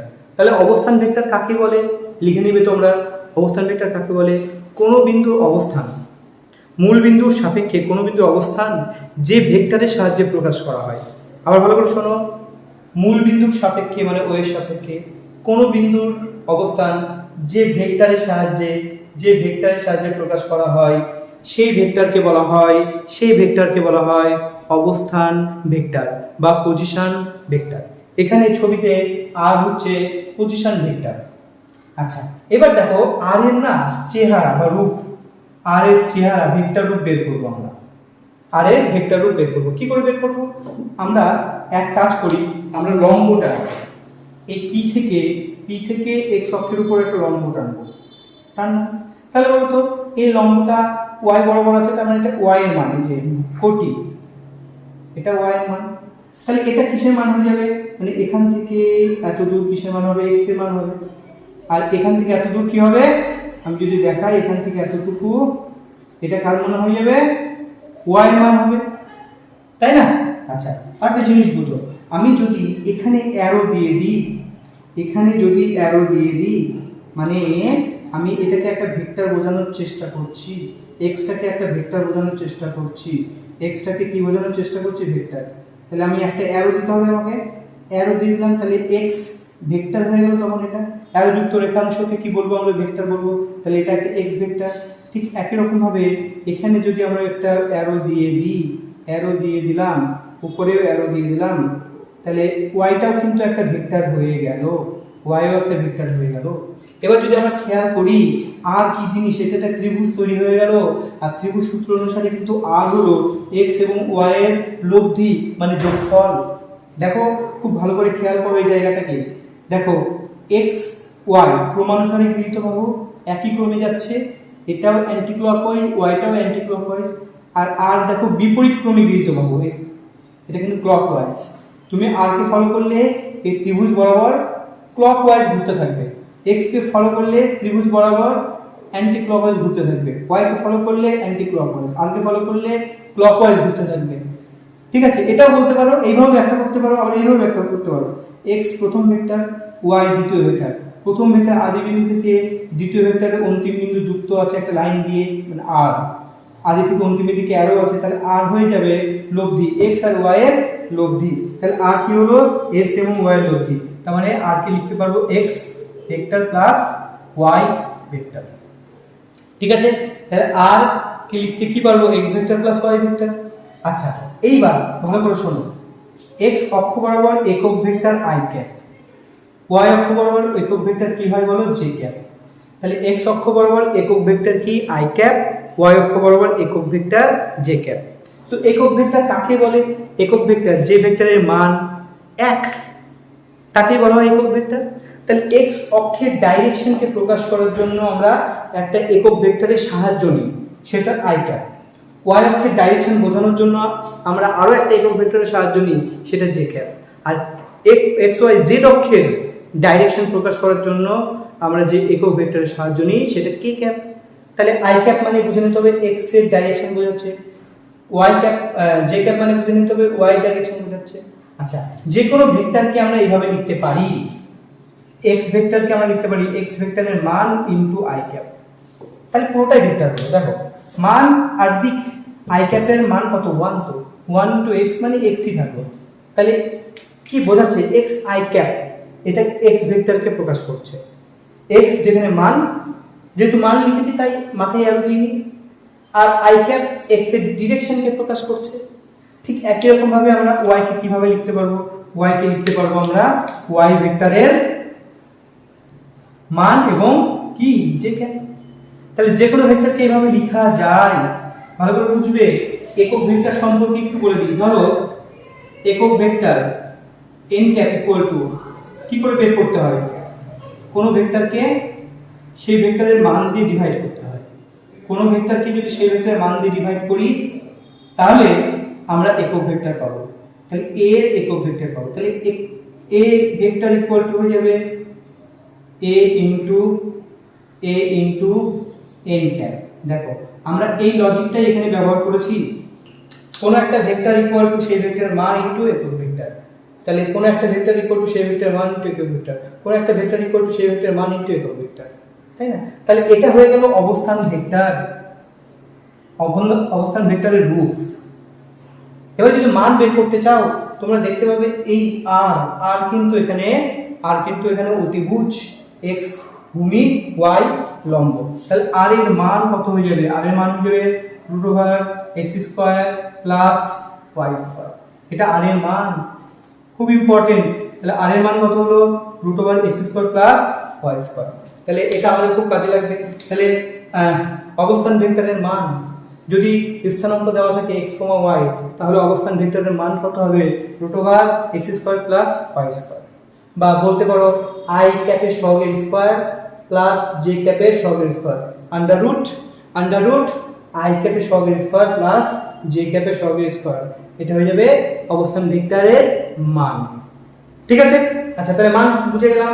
এবার যদি কেউ অ্যাঙ্গেল বের করতে চায়, ধরে নাও এই অবস্থান ভেক্টর x অক্ষের সঙ্গে আলফা কোণ করে আছে। কত কোণ করে আছে? আলফা। তাহলে আলফা আমরা cos আলফা বের করব। কি বের করব? cos alpha. cos আলফা কত হবে? দেখো ভূমি বাই অতিভুজ, ভূমি কত? x, অতিভুজ r। দেখো খুব ভালো করে বুঝো, এটা ভূমি, x টা ভূমি, r টা কি? অতিভুজ। ভূমি বাই অতিভুজ মানে cos আলফা। ঠিক আছে? তাহলে x আলফাটা কি? x এবং r এর মধ্যবর্তী কোণ, তাই না? x এবং r এর মধ্যবর্তী কোণ আলফা। তাহলে cos আলফা হয়ে যাবে x বাই r। x এবং r এর মধ্যবর্তী কোণ x বাই r, x এবং r এর মধ্যবর্তী কোণ cos alpha equal to x by r। ঠিক একই রকম ভাবে যদি আমরা এই যে এখান থেকে লম্বকে নেই, লম্বটা নিলাম, ঠিক আছে? বলো এটা y হলে তাহলে এটাও y। এই কোণটাকে যদি বিটা বলি, কি বলি? বিটা। দেখো বিটা লিখে দিলাম। তো বিটা কার মধ্যবর্তী কোণ? y আর r এর মধ্যবর্তী কোণ, তাই না? y এবং r এর মধ্যবর্তী কোণ বিটা। তাহলে এই বিটা ইকুয়াল টু কি হয়ে যাবে? দেখো cos বিটা ইকুয়াল টু কি হবে? cos বিটা ইকুয়াল টু হয়ে যাবে বিটার সাপেক্ষে y টা ভূমি, r টা অতিভুজ, r টা এই যে এটা একটা দেখো সমকোণী ত্রিভুজ উপরেরটা। তাহলে এটা y হলে এটাও y, বিপরীত বাহু, তাই না? তাহলে cos বিটা মানে কি? cos বিটা মানে ভূমি বাই অতিভুজ, মানে y বাই r, তাই না? তাহলে একটা জিনিস আমরা বুঝে গেলাম যে y এবং r এর মধ্যবর্তী কোণ cos বিটা হয়ে যাবে y বাই r। x এবং r এর মধ্যবর্তী, দেখো কত মিল আছে, x এবং r এর মধ্যবর্তী কোণ cos আলফা। আচ্ছা, cos আলফা মানে আলফা এটা, y এবং r এর মধ্যবর্তী কোণের cos কত হবে? cos beta equal to y by r। তো এই cos আলফা cos বিটাকে বলা হয় দিক কোসাইন, ডাইরেকশন কোসাইন। কি বলা হয় এদেরকে? ডাইরেকশন বা দিক কোসাইন, ঠিক আছে? এদের নাম হচ্ছে ডাইরেকশন কোসাইন। তো এদের একটা বিশেষ সম্পর্ক আছে, দেখো এদের মধ্যে তুমি যদি cos square alpha plus sin square alpha করো, cos স্কয়ার বিটা করো, cos স্কয়ার বিটা করো, ঠিক আছে? তাহলে কি পাবে? দেখো cos স্কয়ার আলফার মান কত? x বাই r, মানে x স্কয়ার যেহেতু স্কয়ার আছে by r square. cos square বিটার মান কত? y বাই r, মানে y square by r square. এক কাজ করো, কমন নাও, 1 বাই r স্কয়ার কমন নাও, রুটের মধ্যে কি আসবে? x square plus y square আসবে তো? ভালো করে দেখো এই জায়গাটা। আচ্ছা, এবার দেখো উভয় দিকে স্কয়ার যদি আমরা করি তাহলে r স্কয়ার ইকুয়াল টু হয়ে যাবে x square plus y square. তাহলে উভয় দিকে স্কয়ার করলে r স্কয়ার ইকুয়াল টু হয়ে যাবে রুট উঠে যাবে x square plus y square. তার মানে x square plus y square মানে কি? r স্কয়ার, তাই না? তাহলে এটা মানে হচ্ছে r স্কয়ার। তাহলে r স্কয়ার দেখো নিচের আর উপরে r স্কয়ার কেটে গেল, আলটিমেটলি কত হলো 1। তার মানে আমরা দেখলাম দিক কোসাইনগুলোর বর্গের সমষ্টি কত 1, দিক কোসাইনগুলোর বর্গের সমষ্টি কত 1। এটা মাথায় রাখবে, দিক কোসাইনগুলোর বর্গের সমষ্টি কত প্রমাণ করলাম 1 প্রমাণ করলাম। ঠিক আছে, তো এই হচ্ছে আমাদের অবস্থান ভেক্টর 2D তে। এবার যদি আমাদের 3D দিয়ে দেন, 3D একই রকম ভাবে আমরা কাজগুলো করব। 3D দিলে পরে একই রকম ভাবে কি দেখো 3D ধরো P বিন্দুর অবস্থান দিল x, y, z। তাহলে অবস্থান ভেক্টর ডাইরেক্ট লিখবো আমরা কি x i cap, y j cap, আর z কি k ক্যাপ। অবস্থান ভেক্টরের মান কত হবে একই রকম ভাবে লিখবো, মান যেহেতু তাই মাথায় আরো দিব না, √i ক্যাপ সহগের স্কয়ার মানে x স্কয়ার, j ক্যাপ সহগের স্কয়ার মানে y স্কয়ার, k ক্যাপ সহগের স্কয়ার মানে z স্কয়ার। ঠিক আছে, এবার দিক কোসাইন যদি বের করি, দিক কোসাইন আলফা, আলফা হচ্ছে x এবং r এর মধ্যবর্তী কোণ, x আর r এর মধ্যবর্তী কোণ x/r, x এবং r এর মধ্যবর্তী কোণ কি হবে x/r। ঠিক আছে, আচ্ছা cos বিটা, বিটা কি y এবং r এর মধ্যবর্তী কোণ y/r, আর cos গামা হয়ে যাবে z এবং r এর মধ্যবর্তী কোণ, z অক্ষ আর r এর মধ্যবর্তী কোণ হচ্ছে cos মানে গামা, তাই cos গামা হয়ে যাবে z/r। বিটাটা কি y এবং r এর মধ্যবর্তী কোণ, তাহলে cos বিটা হয়ে যাবে y/r। আলফাটা কি x এবং r এর মধ্যবর্তী কোণ, তাহলে cos আলফা হয়ে যাবে x/r। তাহলে এরা সবাই কিন্তু এখানে দিক কোসাইন, কারণ এই কোসাইনগুলোর সাহায্যে আমরা দিক প্রকাশ করি। ঠিক আছে, দিক অবস্থান ভেক্টরের দিক প্রকাশ করতে আমাদের এদের হেল্প নিতে হয়, তাই এদেরকে বলবো আমরা দিক কোসাইন। তো দিক কোসাইনগুলোর বর্গের সমষ্টি কত, যেমন cos square alpha plus cos square beta plus cos square gamma equal to 1। একই রকম ভাবে আমরা প্রমাণ করব, তোমরা দেখো প্রমাণ করে দেখো 1 হচ্ছে কিনা। ঠিক আছে, তো এই ছিল আমাদের অবস্থান ভেক্টর। তো অবস্থান ভেক্টর সম্পর্কে কিন্তু আমাদের এতটুকুই জেনে রাখতে হবে। এবার আমরা চলে আসব, এবার আমরা করব ভেক্টরের গুণ, ভেক্টরের গুণ। আচ্ছা, এবার দুটো ভেক্টর গুণ করব, গুণন, ভেক্টরের আমরা গুণন বা গুণ করব, ইংলিশে বলবো আমরা এটাকে প্রোডাক্ট, ভেক্টরের প্রোডাক্ট, দুটো ভেক্টরের আমরা গুণ করব। এবার দেখো দুটো ভেক্টরের গুণ না, দুটো ভেক্টরের গুণ দুই রকম হয়, দুই রকম গুণ হয়। ধরো একটা ভেক্টর a, একটা ভেক্টর b, এদেরকে গুণ করব। আবার একটা ভেক্টর a, একটা ভেক্টর b, এদেরকেও গুণ করব। গুণ করে যদি গুণফল স্কেলার পাই, কি পাই স্কেলার, শুধু স্কেলার মানে c, মাথায় আরো দিলাম না, স্কেলার যদি পাই তাহলে এই স্কেলার গুণকে প্রকাশ করার জন্য আমরা ডট সাইন ব্যবহার করি। ডট, ডট মানে বুঝে নিতে হবে, দেখো দুটো ভেক্টরের গুণফল কিন্তু স্কেলার হতে পারে, দুটো ভেক্টরের গুণফল কিন্তু ভেক্টর হতে পারে, ভেক্টর হতে পারে। যদি দুটো ভেক্টরের গুণফলে a আর b, দুটো ভেক্টরের গুণফল স্কেলার হয় তাহলে ডট, এই গুণটাকে প্রকাশ করার জন্য আমরা ডট ব্যবহার করব, তাহলে a dot b equal to c। আর যদি দুটো ভেক্টর গুণফল যদি ভেক্টর রাশি হয় তাহলে আমরা এই গুণকে প্রকাশ করার জন্য ক্রস সাইন ব্যবহার করব, তাহলে a cross b equal to c। ঠিক আছে, তাহলে ভেক্টরের গুণ দুই প্রকার, দুটো ভেক্টরের গুণ যদি স্কেলার রাশি পাই, ঠিক আছে, তাহলে এই গুণটাকে বলবো আমরা স্কেলার গুণন, স্কেলার গুণন বা স্কেলার প্রোডাক্ট, স্কেলার প্রোডাক্ট। ঠিক আছে, যেহেতু ডট ব্যবহার করে স্কেলার প্রোডাক্টকে আমরা নির্দেশ করছি, সেজন্য এই গুণের অপর নাম হচ্ছে ডট প্রোডাক্ট, ডট গুণন বা ডট প্রোডাক্ট। ঠিক আছে, একই রকম ভাবে যদি দুটি ভেক্টরের গুণফল একটা ভেক্টর হয় তাহলে এই গুণটাকে বলা হয় ভেক্টর প্রোডাক্ট বা ভেক্টর গুণন, ভেক্টর প্রোডাক্ট বা ভেক্টর গুণন। যেহেতু আমরা এই গুণটাকে প্রকাশ করার জন্য cos সাইন ব্যবহার করছি, তাই আমরা এই গুণের অপর নাম রাখবো ক্রস প্রোডাক্ট, ক্রস প্রোডাক্ট। ঠিক আছে, তাহলে আমরা দেখতে পাচ্ছি সর্বসাকুল্যে ভেক্টরের গুণ আপাতত দুই প্রকার, ডট প্রোডাক্ট আর ক্রস প্রোডাক্ট।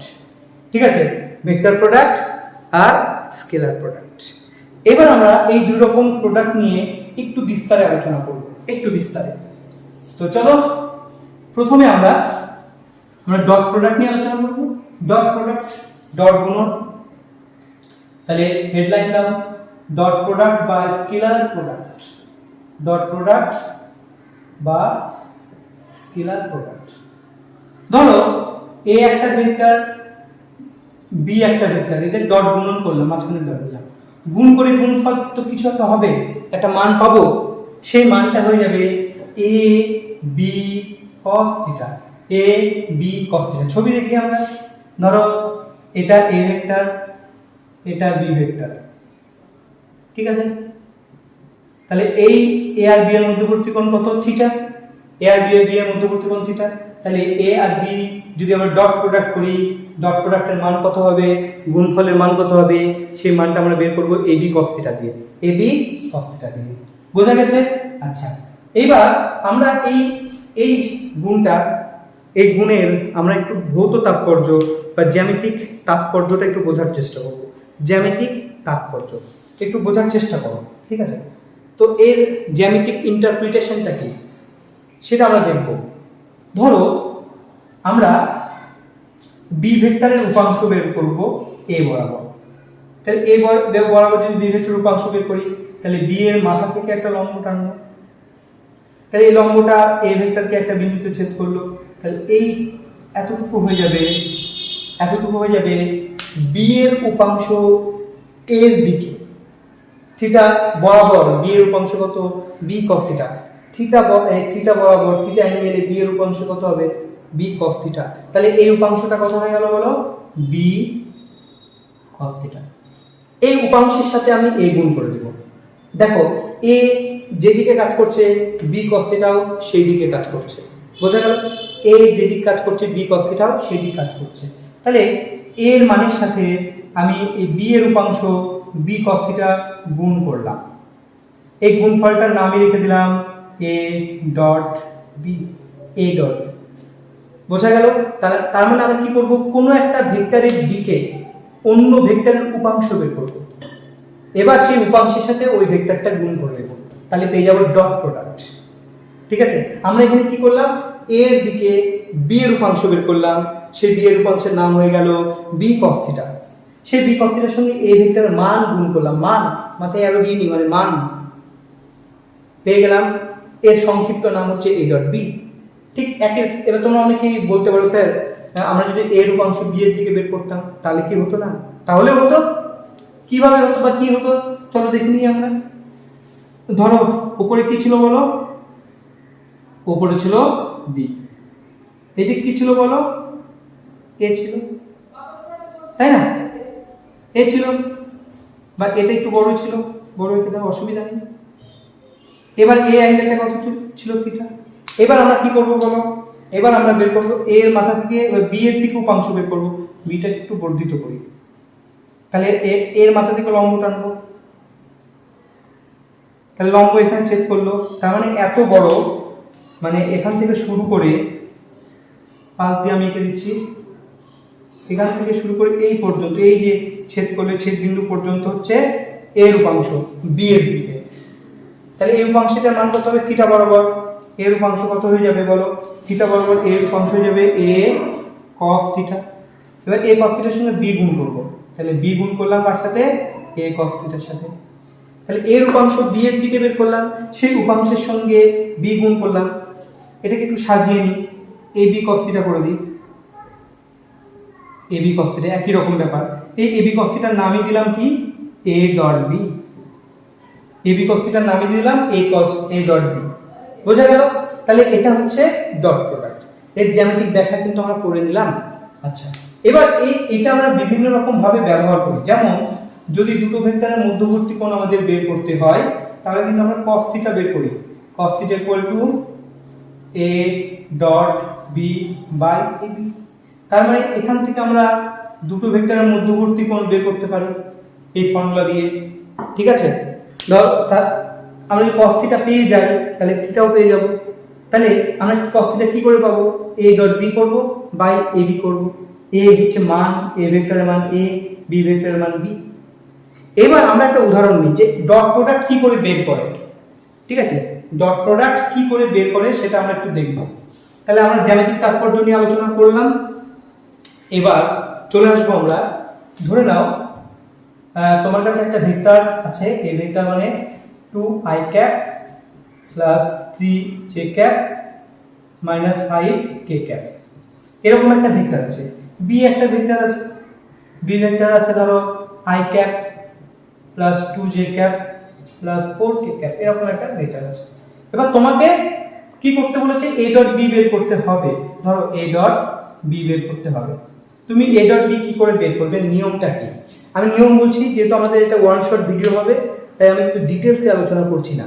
যেটা আমাদের লাগবে, যেটা পরীক্ষা আমরা করব বা বিভিন্ন ক্ষেত্রে ইউজ করব, সেটাই আমি এখানে দেখাচ্ছি। দেখো a ডট b বের করার নিয়ম দেখো। নিয়ম হচ্ছে অনুরূপ সহগগুলো গুণ করে যোগ।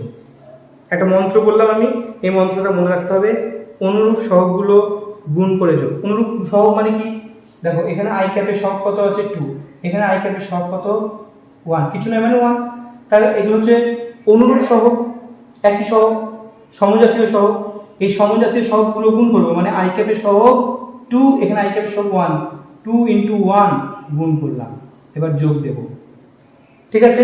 আবার দেখো এখানে অনুরূপ সহগ বলেছি, তাহলে j ক্যাপের সহগ, j ক্যাপের সহগ, তাহলে গুণ করব 3 × 2 গুণ করে যোগ, ঠিক আছে। k ক্যাপের সহগ -5 ইনটু k ক্যাপের সহগ কত 4, তাহলে সমজাতীয় সহগগুলো গুণ করে যোগ, সমজাতীয় সহগগুলো গুণ করে যোগ, সমজাতীয় সহগগুলো গুণ করে যোগ। সমজাতীয় সহগ মানে i ক্যাপের সহগ, i ক্যাপের সহগ গুণ করে তারপর যোগ দেব, i ক্যাপের j ক্যাপের সহগ, j ক্যাপের সহগ গুণ করে যোগ, k ক্যাপের সহগ, k ক্যাপের সহগ গুণ করে যোগ। তাহলে এই গুণ এটা বের করতে হবে তোমাকে। এটা 2 3 2 গুণ 6 মাইনাস 4 5 20, তাহলে 8 বাদ দিলে -12। তাহলে a ডট b এর মান হয়ে যাবে -12। 20 থেকে 8 বাদ দিলে কত? 12, ঠিক আছে। তো এইভাবে আমরা a ডট b এর দেখা একটা স্কেলার মান পেলাম। স্কেলার মান মানে -12 একটা স্কেলার রাশি, -12 কোনো দিক নেই এর মধ্যে, তাহলে স্কেলার রাশি। এইভাবে কিন্তু আমরা বের করতে পারবো a ডট b, ঠিক আছে। এই ছিল আমাদের ডট প্রোডাক্ট। এবার আমরা একটু ক্রস প্রোডাক্ট নিয়ে আলোচনা করি, ঠিক আছে। একটু ক্রস প্রোডাক্ট নিয়ে আলোচনা করব, চলো। তাহলে এবার হেডলাইন দিয়ে দাও, ক্রস প্রোডাক্ট। ক্রস প্রোডাক্ট,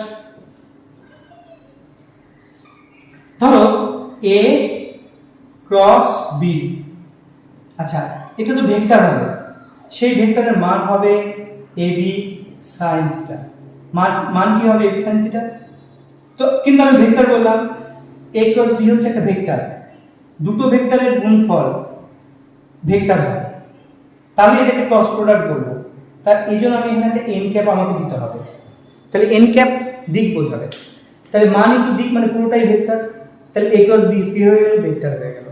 তাহলে a ক্রস b ভেক্টরের মান কত? ab sin theta. আর দিক কার মধ্যে লুকানো আছে? n ক্যাপের মধ্যে লুকানো আছে। তাহলে এটা হয়ে গেল আমাদের ক্রস প্রোডাক্ট বা ভেক্টর প্রোডাক্ট। তাহলে a ক্রস b এর মান, a ক্রস b এর মান বোঝাতেই আমরা কি ব্যবহার করি? আমরা মড ব্যবহার করি। a ক্রস b এর মান হয়ে যাবে শুধুমাত্র মান ab sin theta. a cross b এর মান কত হয়ে যাবে? ab sin theta. a cross b এর মান কত? ab sin theta. আর a ক্রস b কত? ab sin theta n cap. এই দুটোর মধ্যে কিন্তু ডিফারেন্স বুঝতে হবে। সাধারণত a ক্রস b ভেক্টর রাশি, দুটি ভেক্টরের গুণফল যদি ভেক্টর রাশি হয় তবেই এই গুণকে বলা হয় ভেক্টর গুণন, এবং এটা ক্রস সাইন দিয়ে লেখা হয় বলে এটাকে ক্রস প্রোডাক্টও বলা হয়, ঠিক আছে। তাহলে আশা করি বুঝেছো। হ্যাঁ, এইবার তোমাদের অনেকের মনে প্রশ্ন হতে পারে, স্যার দুটো রাশির গুণফল ভেক্টর, ঠিক আছে, আদৌ কি হয়? অবশ্যই হয়, দুটো ভেক্টর রাশির গুণফল ভেক্টর হয়। যেমন একটা এক্সাম্পল আমি তোমাদের দিয়ে দিই, ঠিক আছে। একটা এক্সাম্পল হচ্ছে টর্ক, তোমরা পড়বে টর্ক। টর্ককে টাও দিয়ে লেখা হয়, এই চিহ্নটার নাম টাও। টর্ক হচ্ছে একটা ভেক্টর রাশি। টর্ক ইকুয়াল টু ঠিক আছে, এর একটা ফর্মুলা আছে আর ক্রস এফ, আর ক্রস এফ। তাহলে বলের সঙ্গে যদি ধ্রুবক ভেক্টর গুণ করে দিই, এই দেখো ক্রস গুণন, তাহলে ধ্রুবক ভেক্টরের সঙ্গে বল ভেক্টর যদি ক্রস গুণন করি তাহলে আমরা পাবো হচ্ছে টর্ক নামক একটা ভেক্টর। এটা টর্ক কিন্তু, ঠিক আছে। তাহলে এটা একটা দেখো ক্রস প্রোডাক্টের উদাহরণ হয়ে গেল। আচ্ছা, ডট প্রোডাক্টের উদাহরণ তোমাদের আমি দিইনি, তাহলে ডট প্রোডাক্টের একটা এক্সাম্পল দেখে নিই, এখানেই দেখে নিই ডট প্রোডাক্ট, ঠিক আছে, এর একটা উদাহরণ। তো ডট প্রোডাক্টের উদাহরণ কি হবে দেখো, কার্য, আমরা কার্য সবাই জানি, কার্য মানে বল ইনটু কি বলো সরণ। তাহলে দেখো কার্যকে W দিয়ে লিখবো, বলকে আমরা লিখবো F দিয়ে, সরণকে S দিয়ে। দেখো মাঝখানে ডট দিলাম, মানে এখানে বল এবং সরণের গুণফল, কার্য একটা স্কেলার আছে, কার্যের কোনো ডাইরেকশন নাই, বলের ডাইরেকশন আছে, সরণের ডাইরেকশন আছে, এবং এদের গুণফল বেরোলো কি কার্যের কোনো ডাইরেকশন হয় না। তাই কার্যের মাথায় মানে ডাব্লুর মাথায় কিন্তু আমরা ভেক্টর সাইন দিইনি, অর্থাৎ অ্যারো দিইনি, এবং যেহেতু স্কেলার বোঝাচ্ছে দুটো ভেক্টরের গুণফল, তাই আমরা ডট দিয়ে লিখেছি। তাই W = F dot S, এটা কিন্তু একটা ডট প্রোডাক্টের এক্সাম্পল, ঠিক আছে। আচ্ছা চলো, তাহলে ডট ক্রস, আমরা ডট এবং ক্রস প্রোডাক্টের উদাহরণ জেনে গেলাম। এবার প্রশ্ন হচ্ছে এন ক্যাপের ডাইরেকশন। এই এন ক্যাপের ডাইরেকশন বা A ক্রস B এর ডাইরেকশন কি হয়? ডট ক্রস গুণন হচ্ছে একটা ভেক্টর রাশি, এর ডাইরেকশন একটা থাকবে, সেটা কি হবে ভালো করে বুঝবে। ডাইরেকশন, তাহলে এন ক্যাপের দিক, অ্যাকচুয়ালি এন ক্যাপ মানে হচ্ছে A ক্রস B এর দিক, এটা আমরা একটু বুঝবো ভালো করে, ঠিক আছে। ধরে নাও এটা A ভেক্টর, এটা B ভেক্টর, এদের মধ্যবর্তী কোণ কত? থিটা। মাথায় রাখবে A ক্রস B এর দিক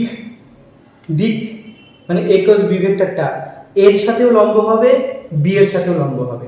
মানে ধরে নাও A হচ্ছে এদিক কাজ করছে, B এদিক কাজ করছে, A এরকম, B এরকম, মানে দুটোই বোর্ডের তলে আছে, এবং তাহলে A ক্রস B হবে এইরকম, A ক্রস B কেমন হয়ে যাবে? এরকম হয়ে যাবে। দেখো এরকম যদি হয় তাহলে এর সাথেও এই পেনটা লম্ব, B এর সাথেও পেনটা লম্ব, তাহলে AB উভয়ের সাথে লম্ব, তাহলে AB যে তলে আছে, তাহলে ক্রস প্রোডাক্ট বা ভেক্টর প্রোডাক্ট সেই তলের সাথে লম্ব হবে। এবার তলের সাথে লম্ব মানে এরকম, এবার তলের সাথে যদি লম্ব হয় দিক এইদিকে হতে পারে, আবার ভেতরের দিকেও হতে পারে।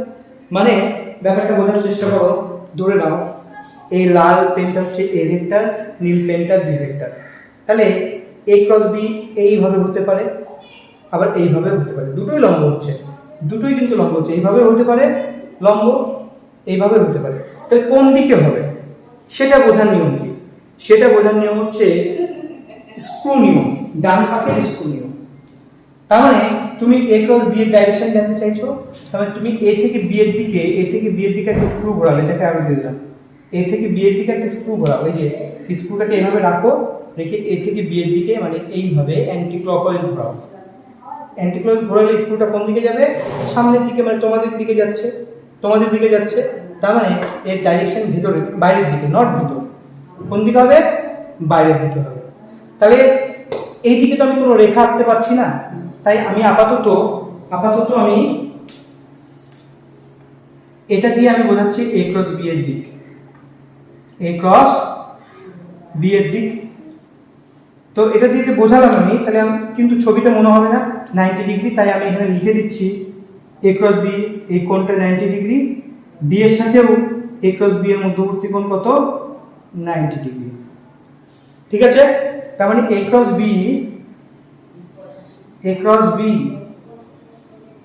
লম্ব, কার সাথে লম্ব বলো? এর সাথেও লম্ব, আবার B এর সাথেও লম্ব, মাথায় রাখতে হবে, ঠিক আছে। তার মানে AB যে তলে থাকে সেই তলের সাথে লম্ব। এবার লম্ব বরাবর কোন দিকে হবে, বাইরের দিকে না ভেতরের দিকে, সেটা আমরা নির্ধারণ করব স্ক্রু নিয়ম দিয়ে। এবার আমি যদি এই ছবিতে বি ক্রস এ বের করি, তো ছবিটা আমি পাশে আঁকছি। এ কোন দিকে ছিল? এইদিকে ছিল। এটা এ ভেক্টর, বি এদিকে ছিল, এটা বি ভেক্টর, ঠিক আছে, এটা বি ভেক্টর। এই কোণটা কত? থিটা। এবার দেখো এ বি দুজনেই কিন্তু বোর্ডের তলে আছে। এবার আমরা বের করব, এটা ছিল এ ক্রস বি, এবার বের করব আমরা বি ক্রস এ বের করব, বি ক্রস এ, ঠিক আছে। তাহলে এর ডাইরেকশন কোন দিকে হবে? এর ডাইরেকশন এ বি এর সঙ্গে এ ক্রস বি বা বি ক্রস এ দুজনেই কিন্তু এ বি এর সঙ্গে কি থাকবে? লম্ব থাকবে। এ আর বি যে তলে থাকবে তার সঙ্গে কিভাবে থাকবে? লম্বভাবে থাকবে। বুঝা গেল? তো এবার লম্ব বরাবর কোন দিক হবে? এই দিকে না ভেতরের দিকে, সেটা আমরা বুঝবো।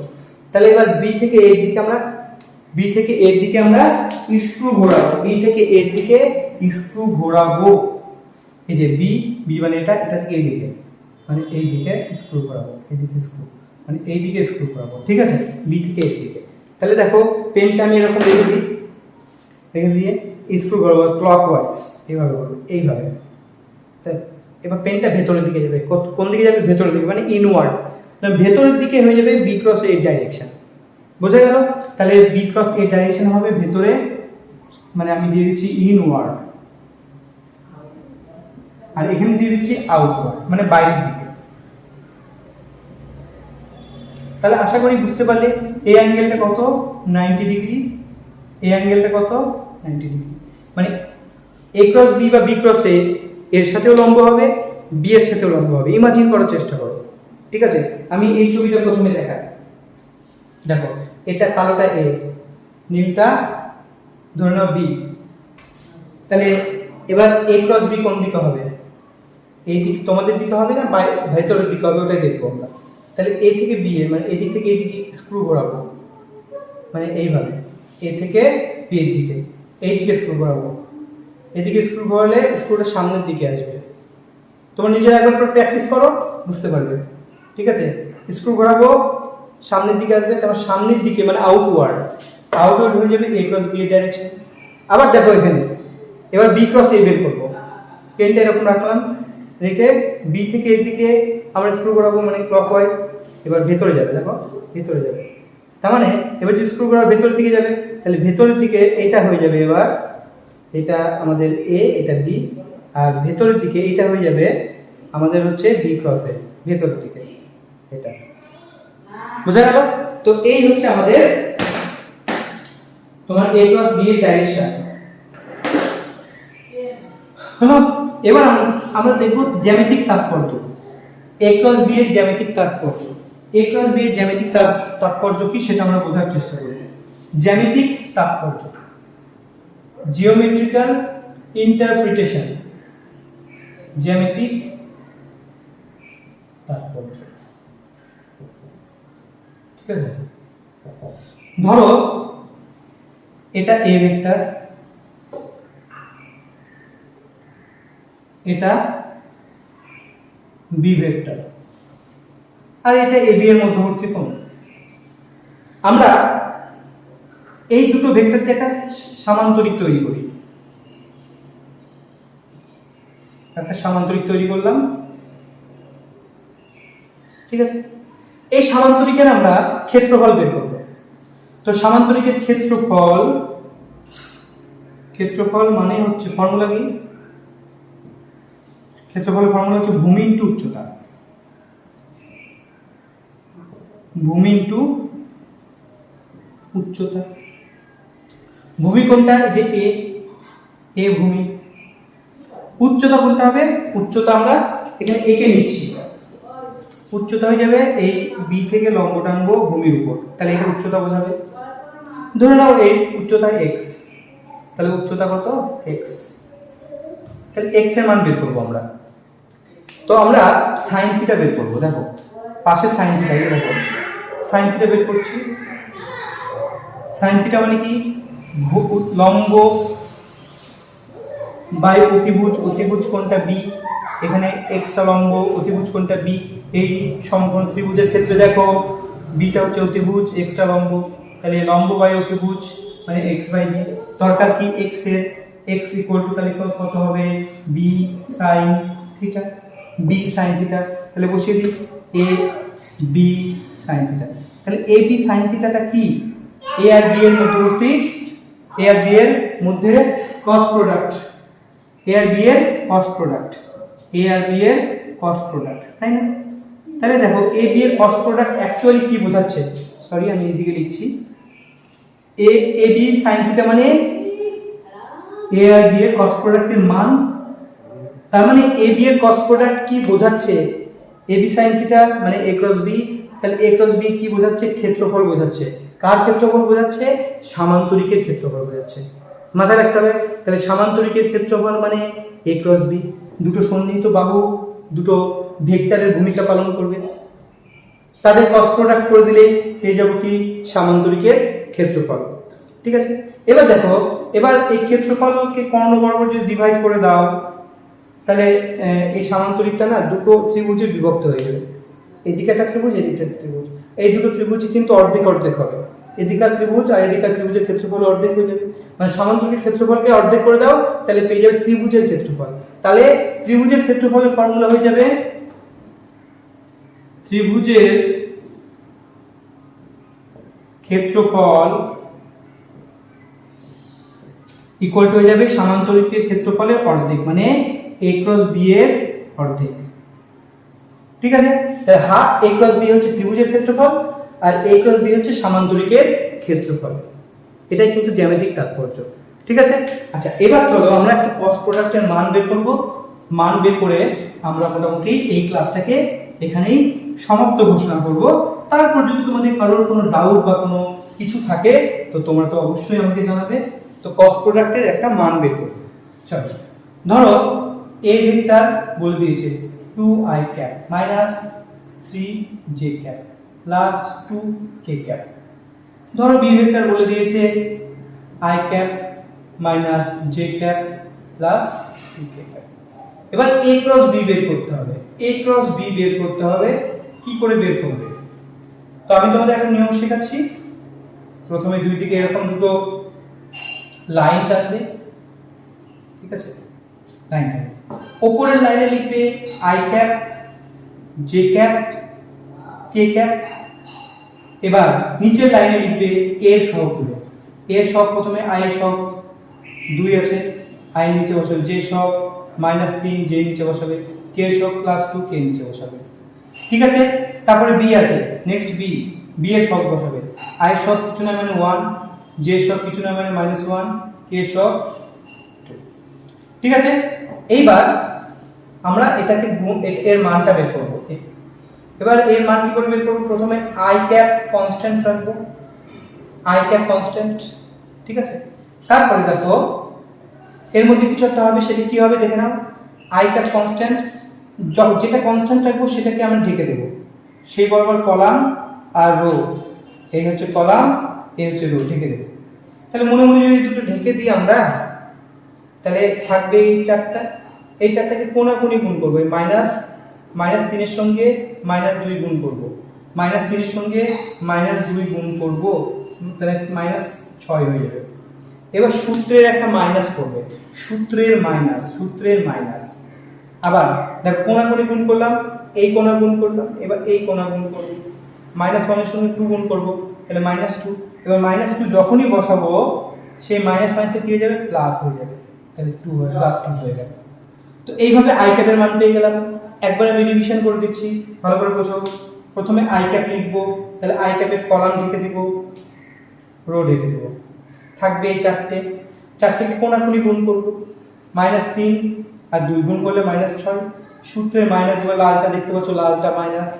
তারপর এই কোনা গুণ করব, -1 আর 2 গুণ করলে -2, যখন -2 বসাবো এই মাইনাসের সঙ্গে মাইনাস গুণ করে কি হয়ে যাবে, প্লাস হয়ে গেল। এবার আমরা i কনস্ট্যান্ট রেখেছি, এবার আমরা -j কনস্ট্যান্ট রাখবো, আবার একই রকম ভাবে ব্র্যাকেট ভ্যালু বের করব। কি করে ব্র্যাকেট ভ্যালু বের করব দেখে নাও। এই j কনস্ট্যান্ট মানে j কলাম ঢেকে গেল আর j রো ঢেকে গেল, তাহলে উপরের লাইনটা ঢেকে গেল, মাঝের লাইনটা ঢেকে গেল, এই সামনের দুটো, এই লাস্টের দুটো কোনাকুনি এবার গুণ করবো। এবার টি শেপ নেবে, তাই না? টি শেপ নিলে এবার কোনাকুনি গুণ করো। দেখো 2 এর সঙ্গে এই 2 গুণ করলে কত হবে? 4। তাহলে এটা হয়ে যাবে 4 মানে 4। সূত্রের কি বলেছি আমি? সূত্রের মাইনাস, আমি এটাকে লাল দিয়ে প্রকাশ করছি, সূত্রের মাইনাস। আচ্ছা, টি শেপ নিয়েছে এখানে, এবার এই কোণা গুণ হয়ে গেছে, এই কোণা গুণ করবো, 1 এর সঙ্গে 2 মানে 2। তাহলে এখানে যেহেতু +2, তাই এখানে কিন্তু মাইনাস তার প্লাস হলো না, হয়ে গেল এটা। এবার প্লাস মাইনাস আবার প্লাস, এবার প্লাস কে কনস্ট্যান্ট, ঠিক আছে? প্লাস কে কনস্ট্যান্ট। এবার ব্র্যাকেট দিয়ে দিলাম, ব্র্যাকেটের ভ্যালুটা বের করব। কি করে বের করব দেখো, এবার কে কলাম কে রো ঢেকে দেব, তাহলে থাকবে প্রথম 4টা, কোনাকুনি গুণ করব, 2 এর সঙ্গে -1, 2 আর -1 গুণ করলে -2। এবার সূত্রের কি হবে?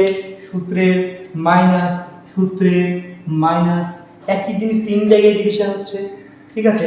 আচ্ছা, এবার এইভাবে হয়েছে দেখো, এরকম ভাবে, তাহলে 2 -1 -3 1, এই কোণা গুণ করব, 3 আর 1 গুণ করলে -3, -3 যখন এখানে বসাবো, মাইনাসে মাইনাসে কি হয়ে যাবে?